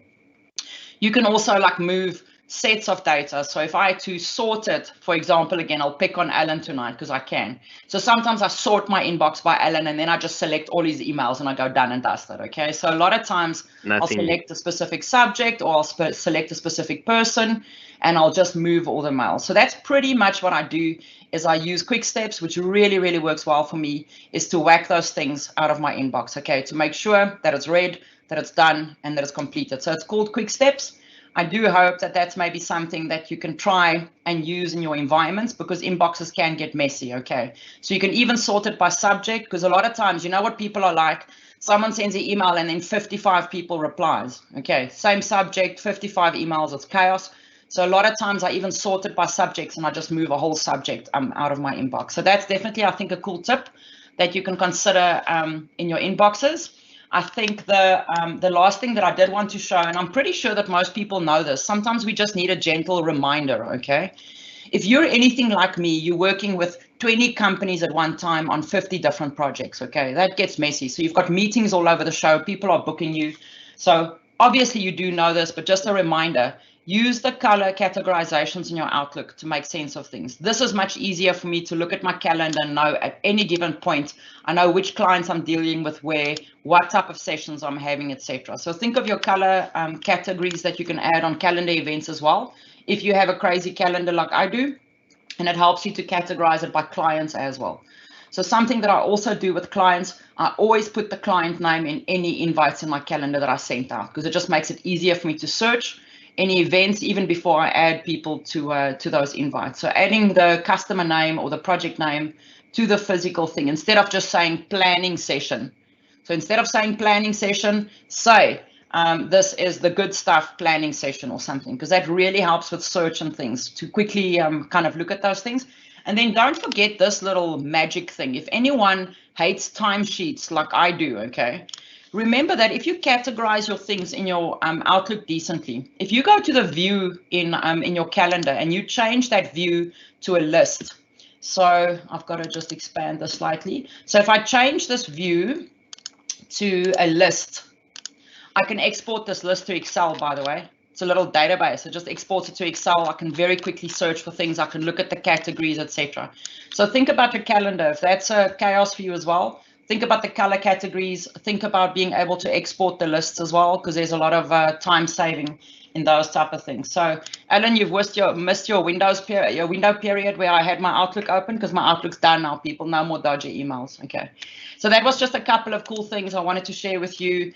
More on a less is more type of thing. Go and check how many folders you have in your inbox in Outlook, people. Check how many folders you have in your root folders in OneDrive. It's a minimalist approach, people. It's like having an empty desktop. The busier that desktop is, the more messier your brain is.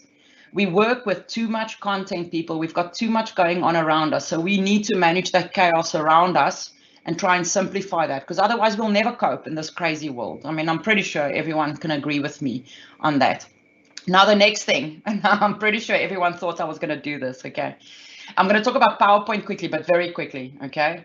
And yes, I think I am the only person in the world who has a PowerPoint tattoo, okay? I've got long sleeves on tonight, so I can't really, but there's some of them. I've got a PowerPoint tattoo on my shoulder because PowerPoint always has my back, people. I just want to put it out there, okay? But if I think of technical documentation that a lot of you do all the time, so having to document systems, having to those boring technical and functional specs that everyone writes that no one ever reads, okay, let's just face it, no one ever reads those things. And as we know, the industry is moving towards documenting things with video.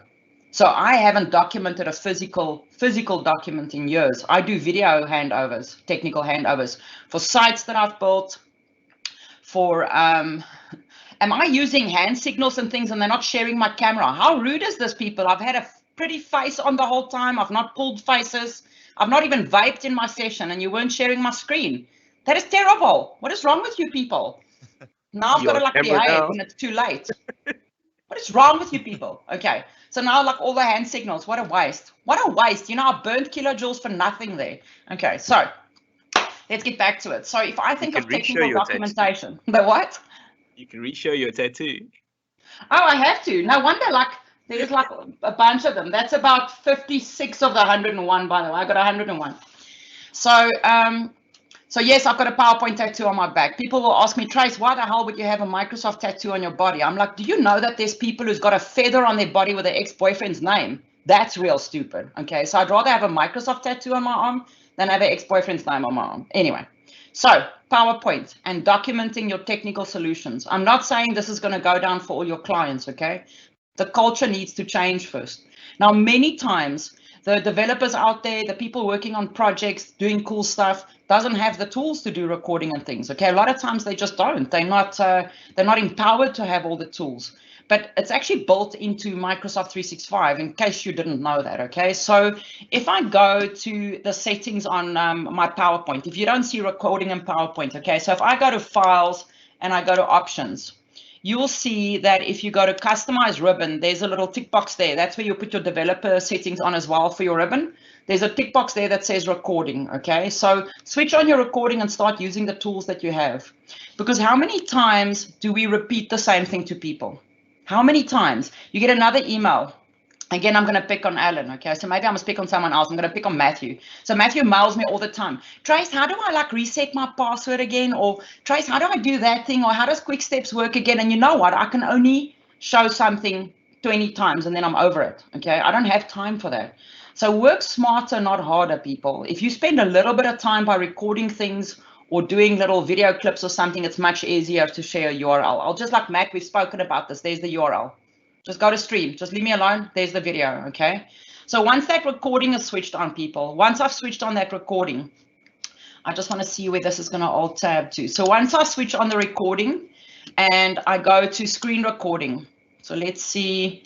I'm going to just screen record my desktop now, okay, just for the sake of having fun. So maybe, because we know Matt asks me all the time, Matthew, sorry, I'm here shortening names just like that. So he asks me all the time, Trace, how do I create a shortcut on my desktop? Okay, I'm like, I'm so over this, people.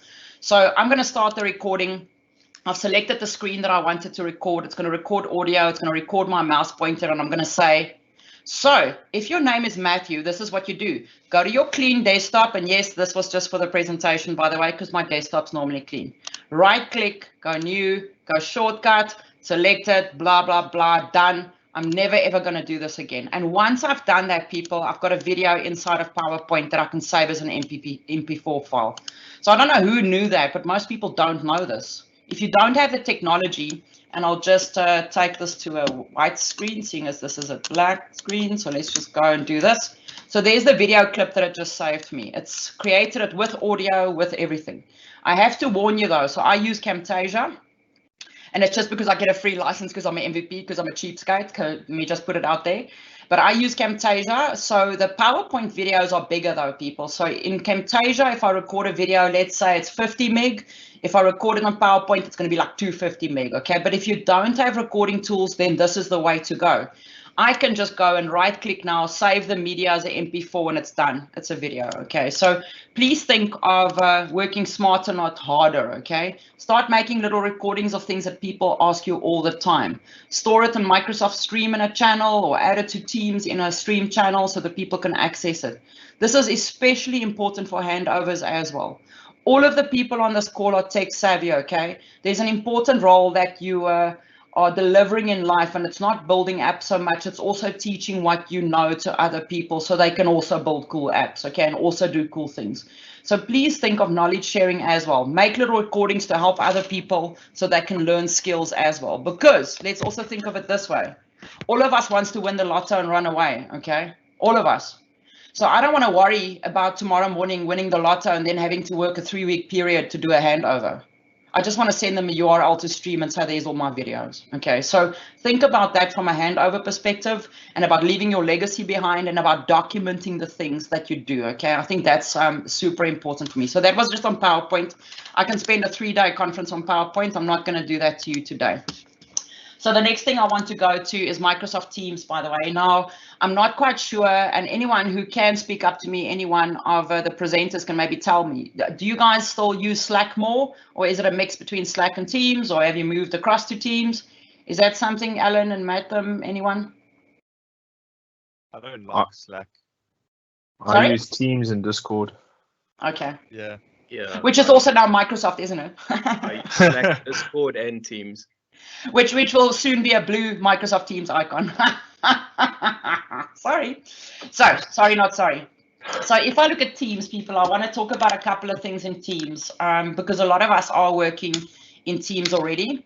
And believe me, there's a lot better ways of doing things in Teams. Again, I'm going to remind you of that magic rule of 7, okay? You shouldn't have like loads of channels, people, because that just causes confusion. You shouldn't have that thing where you then expand the channel, then it drops down another like drop down list of another 20 or 30 channels. It shouldn't work like that, because you're causing confusion, okay? You're not categorizing your content correctly if you do that, okay? You're not using the technology right if you do that. You shouldn't have gazillions of channels, okay? It should be very limited. If it's 10 or 15, by all means, but more than that means that you're not categorizing your content or specifying your content right. But if I look at Teams, Now, I'm not going to go into all Teams training things, so I want to talk about a couple of things that can make your life slightly easier or do things faster. If you belong to a team and it's got a couple of channels, you know that if you mention the team, it mentions everyone, which can be quite painful, okay? So I don't want to talk about private channels, okay? Private channels I don't talk about, and I don't talk about my ex-mother-in-law. That's two things I don't talk about, and both of them for the same reason, okay? Because it just shouldn't be there, okay? So private channels, not having a discussion. But if you look at channels, what you have to realize is that sometimes maybe you have 20 channels in there, okay? And I've got to just check my time. You have got about 20 channels in there, but one of those channels, let's say, for example, is my reporting channel.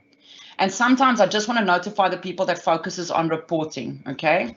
So remember that on your team, if I go to the settings in my teams, then I've got to just remember if I go to my settings at the bottom. So let's quickly go to the team, and I'm going to go to manage tags. So you can create tags, which is linked to teams, okay? So I'm going to create a tag, and I'm going to call this the reporting tag, okay?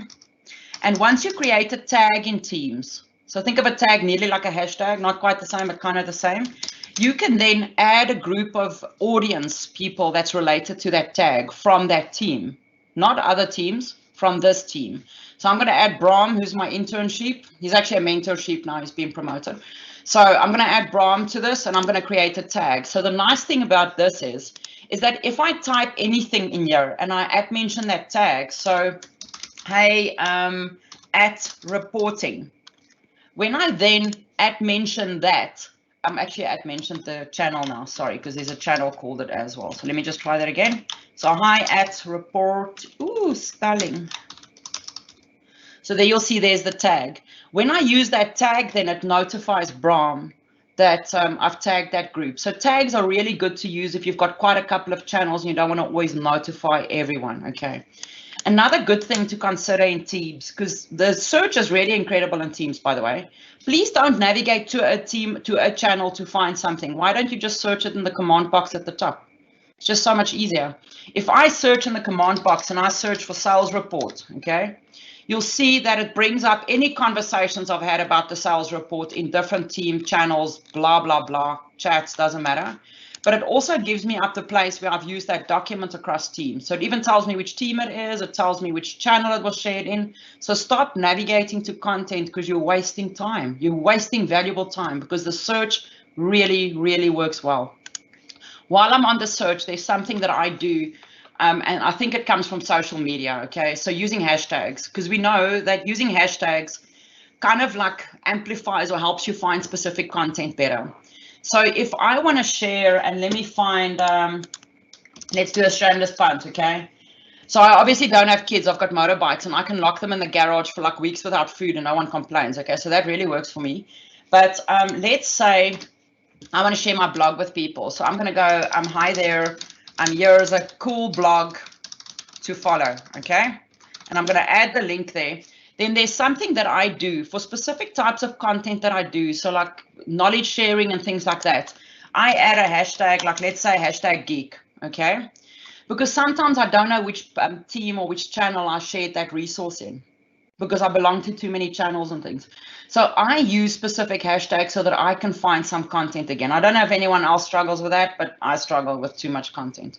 So the nice thing is when you use a specific hashtag, and everyone doesn't have to use it, it's just a hashtag that I use so that I can very quickly find resources that I've shared across different teams and channels. If I then go to my search at the top and I search for geek, hashtag geek, it's much easier to then very quickly find the place where I shared resources across different teams. Okay, so I still use the hashtags because it really does save me loads of time. So that's just on the hashtags. That's on the topics as well if you want to mention specific people. Then also going back to Outlook quickly, and I'm going to have to open Outlook again. That might be a disaster. Luckily, it's opened on my not safe for work screen, so I can manage that better. So also remember that the channels are email enabled, if I can call it that. Okay, so you can mail straight into channels. So let's say you get emails a lot from clients and they're not on Teams with you. So maybe your company hasn't enabled guest access on Teams or something, and then you've got the email with a document on it, and then you've got to come and upload it on Teams, and that's painful, people. Save time so we can drink more wine. I just want to put it out there, okay? That's why I work hard to save time, okay? So let's say I've got a channel in here. So I'm going to add a channel called invoices. Okay, it's just an example. I can either supply that email address to the client directly, or I can set up a rule in my inbox that always forwards any invoice files straight to this channel. So if I look at this channel and I go get email address, this email address, I can set up a rule in my Outlook that says whenever I receive an email that has the word invoice in the body or in the file name or whatever, it forwards it to this channel immediately. It's going to save you loads of time. Okay, you can supply that channel address to clients as well or to external parties. If you do that though, here's a tip.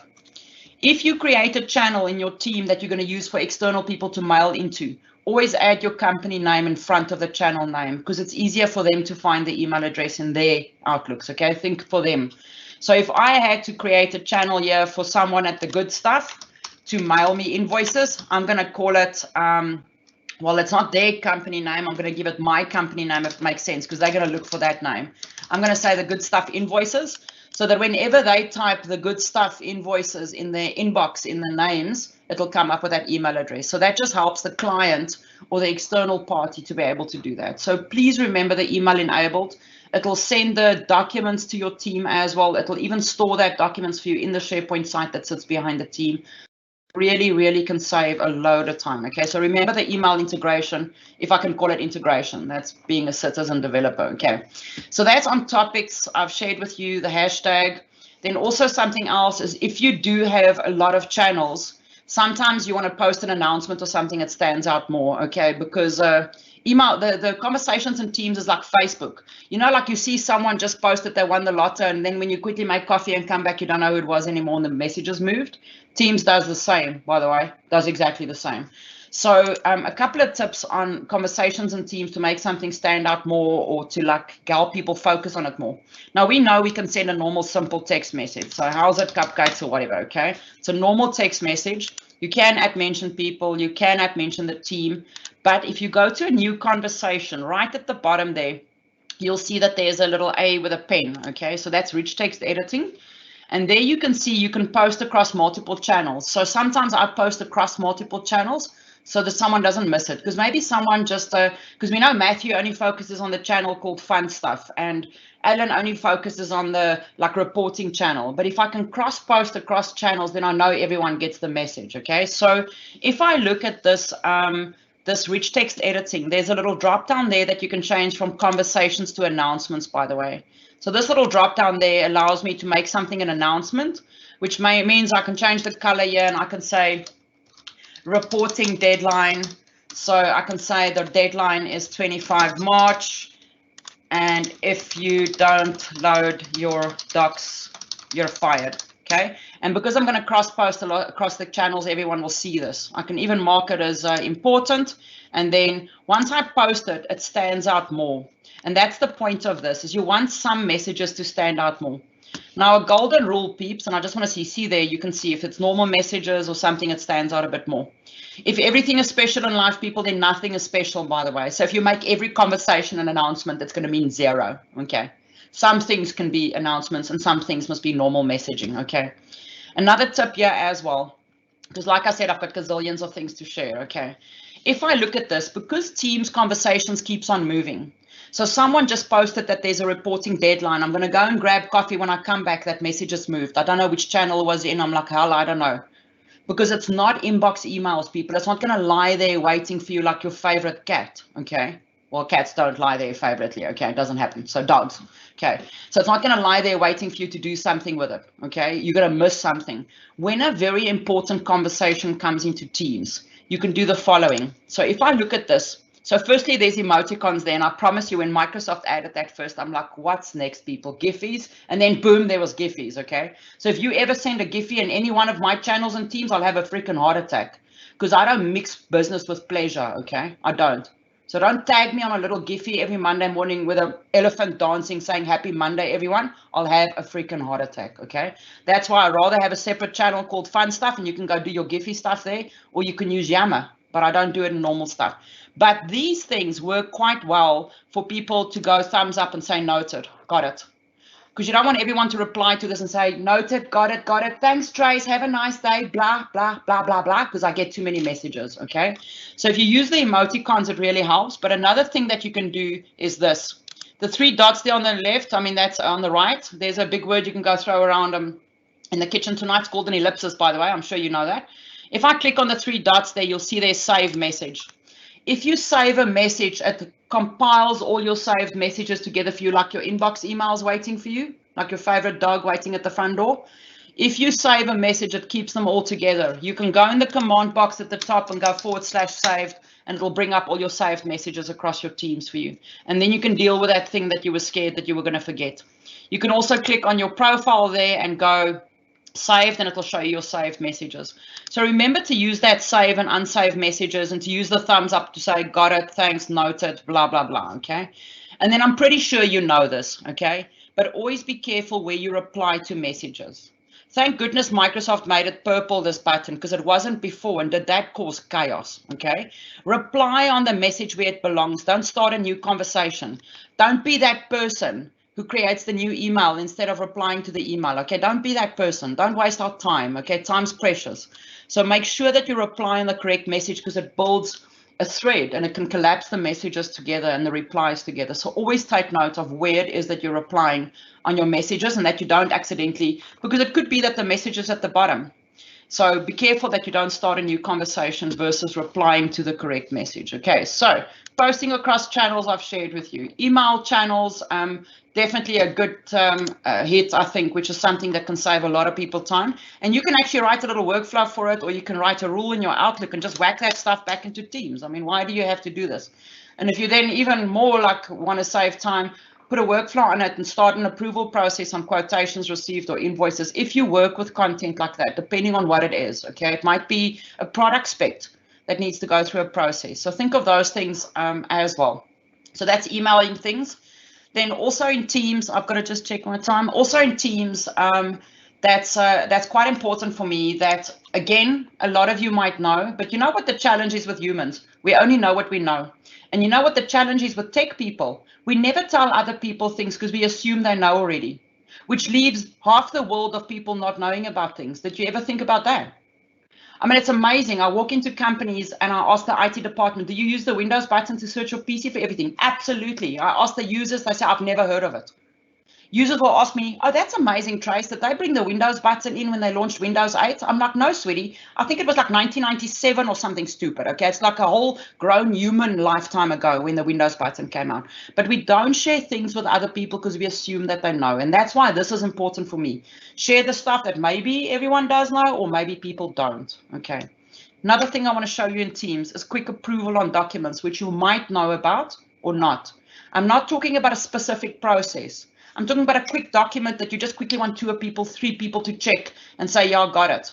Because you know what happens when you send a product spec out and you say, guys, please check this. And a couple of people phones you. And then when something goes wrong at that client, they say, I never approved that. I don't know if that's ever happened to you, but it's happened to me. Okay. Sometimes you need legit stuff in place. Okay. If you want a spec approved or something. So if you look at the new conversations, you'll see right at the bottom, there's a little approval button that got added recently. If I click on that approval button, I can then go and attach a document to this channel, to this conversation, and say I want to run an approval on it, okay?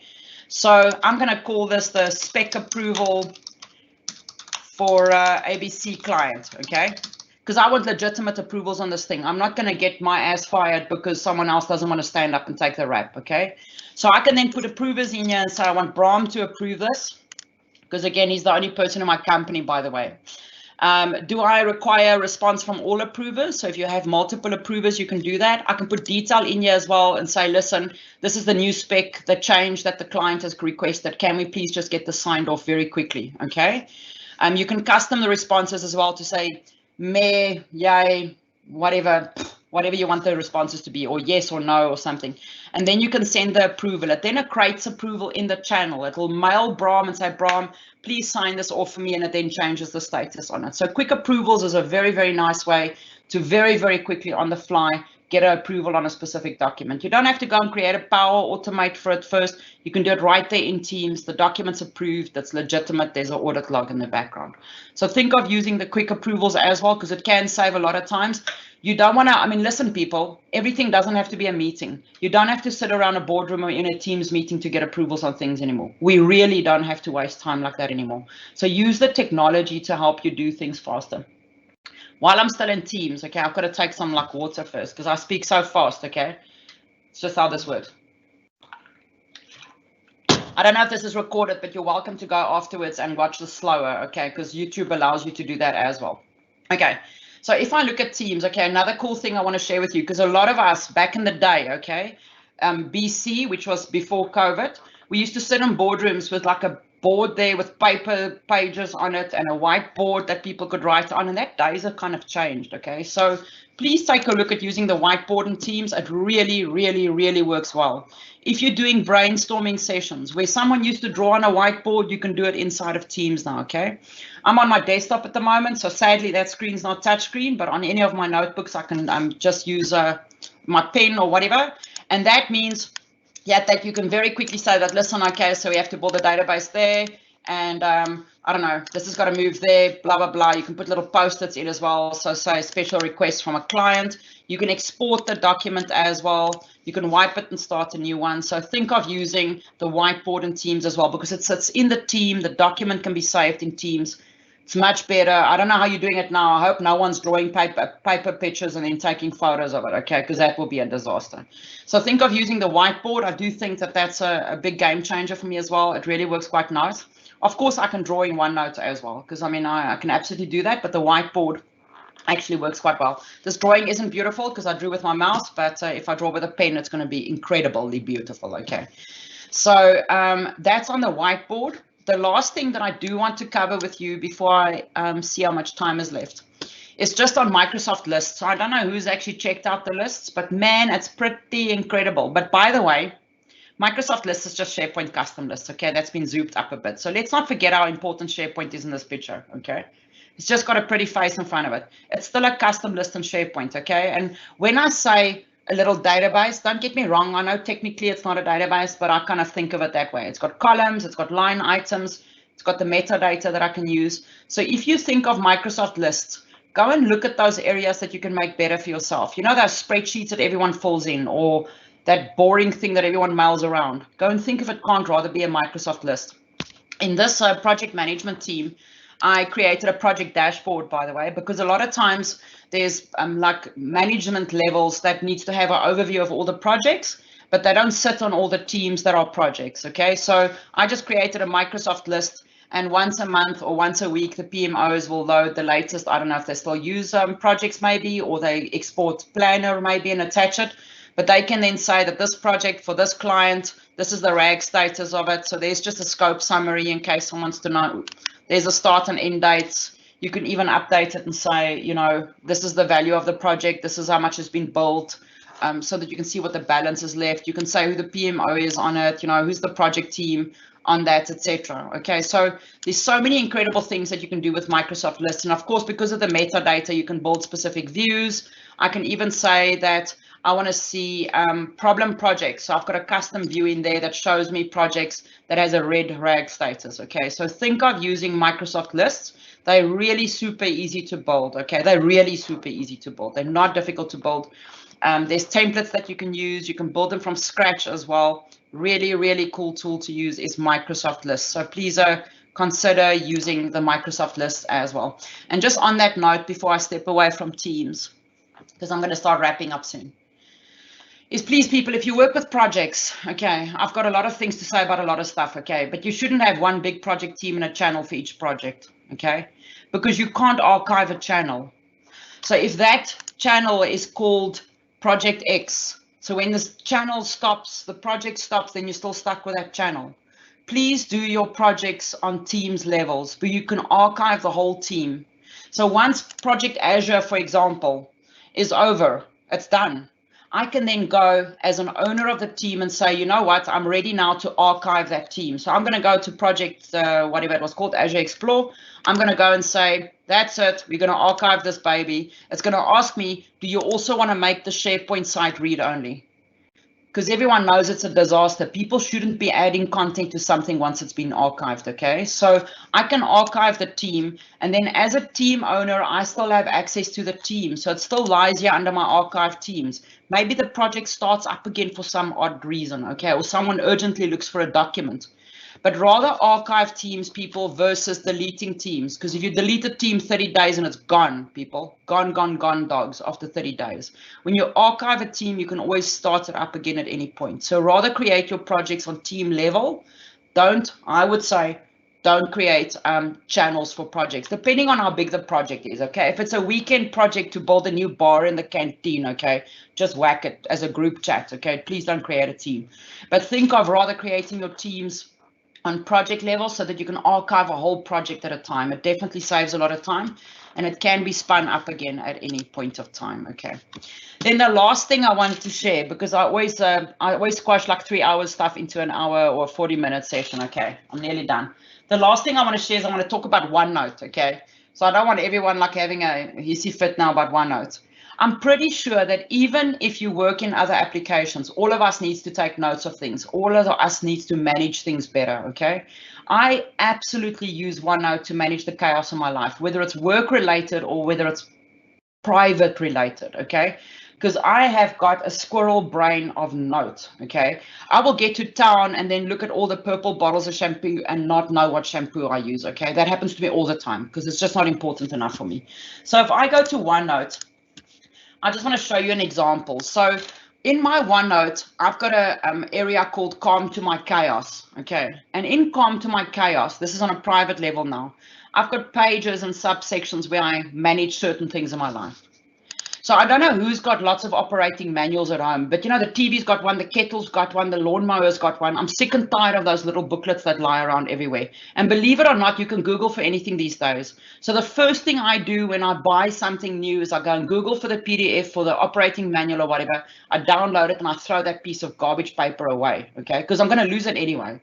So if I look here, I've got a section called operating manuals. And under that, I mean, there's my swimming earphones, there's my watch, there's my new cool like oven I've got, there's my 1290 Super Duke. Because you know what happens is I stop at the garage and then I go like, I wonder how much bar my tire should be. Because I don't know all these things. And I leave space open in my brain, people, for good names of wine. Always remember that. Leave some space open for other good stuff, okay?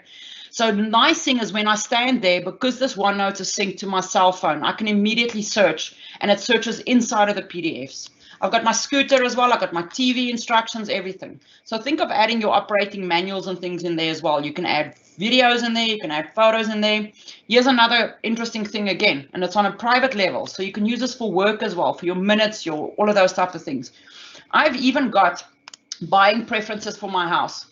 Because South African houses are funny, okay? Like every single socket in my house is a different fitting. It's just crazy.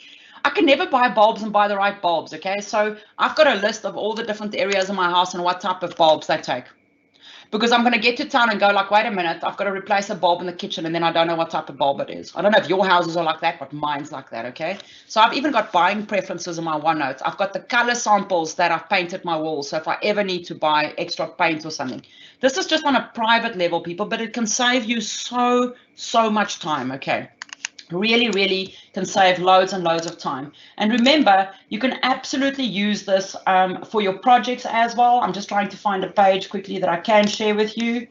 So there we go. So if I go to give you an example, and this is really true, it's not fake, okay? So there's a client that I work with. There's all the meetings that I have with the clients. So I've got a section called meetings, and every single meeting that I have, I've got a date there. It says when the meeting was. I take notes in that and it's done. I don't have to look for it again. So that pretty much, I'm going to wrap it up there, okay? Otherwise, I'll never stop talking, people, because I've got too many things I want to show you. I squashed like a gazillion things in there, and I hope that at least every person learned one thing. I really, really, really hope that everyone learned a specific thing in this session. I'm going to quickly see Microsoft, wait. Well, I shouldn't read that loud. No, wait. Shouldn't read messages out loud. Oh, sorry. I want to just see if there is maybe, if there was any questions. I'm sure there wouldn't be because I always have too much to say about everything. So very seldom. So link to what Tracy is saying. So keystrokes, feel free, absolutely. So normally I say way too much. People normally don't have questions. They just like, they've got that deer in the headlights look when I'm done with the session.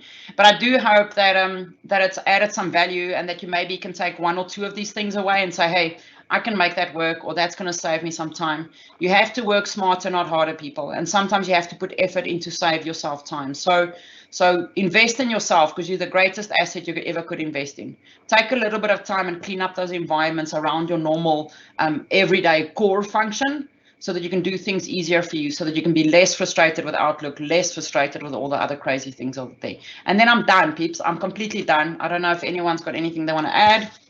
I don't know if there's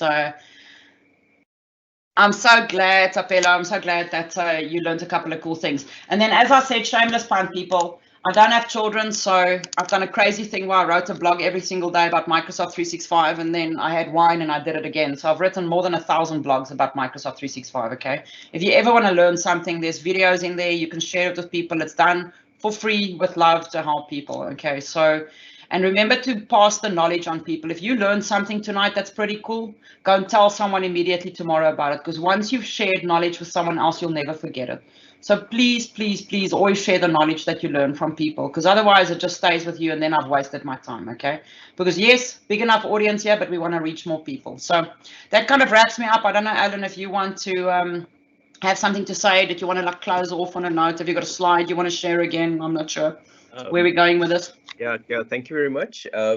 Yes, I learned you delete my emails. So that's one of the things I learned.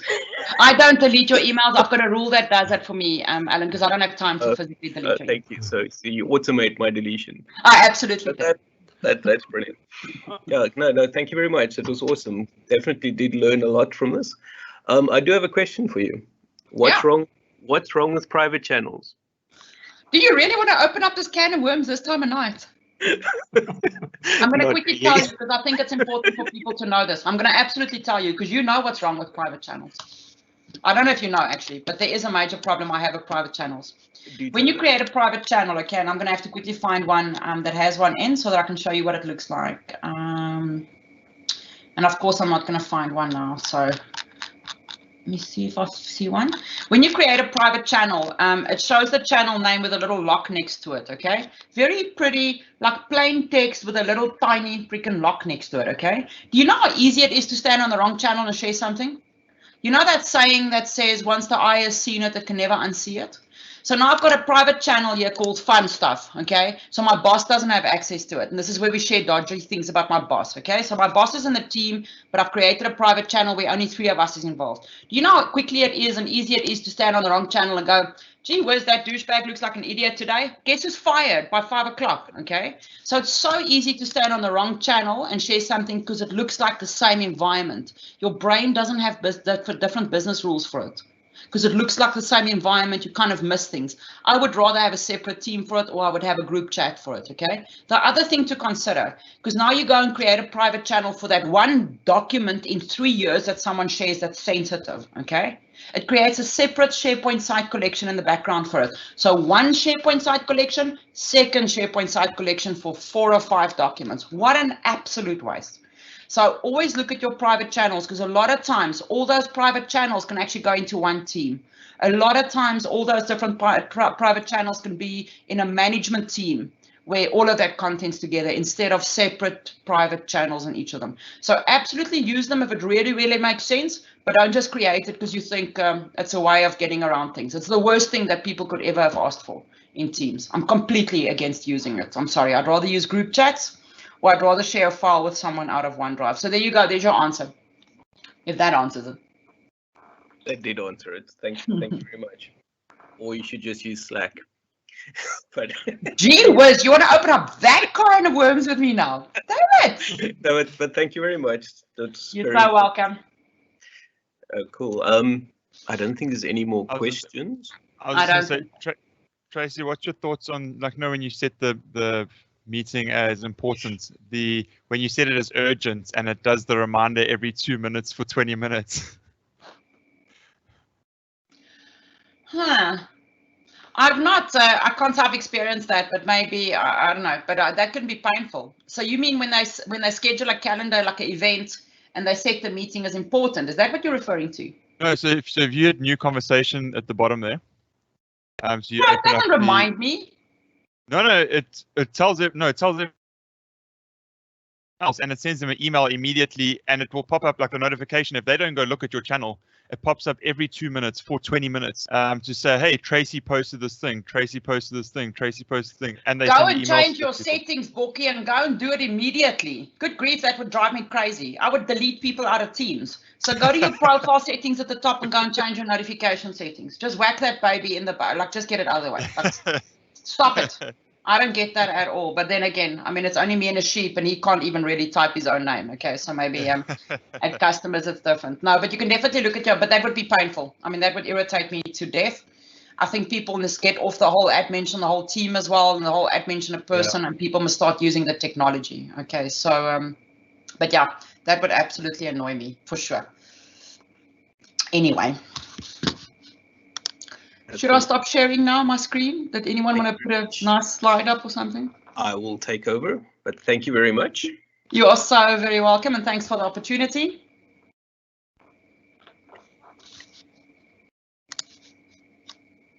I'm off camera now, so I'll stop doing things again, but thanks for not sharing my camera in the first like 30 minutes. You should have warned us. But yes, yeah, thank you very much to all the speakers tonight. We were spoiled for choice with amazing content and speakers, so thank you very much for spending time with us. And thank you to everyone that attended as well. If you would also like to speak at these meetups, you can use the 2 sessionized links that I've got on the screen at the moment. Everyone's got something interesting to say, so hope to hear from you soon. But thanks once again to all the speakers tonight. You were awesome, and I hope to see you again soon at the meetup. But thank you very much. Have a good night.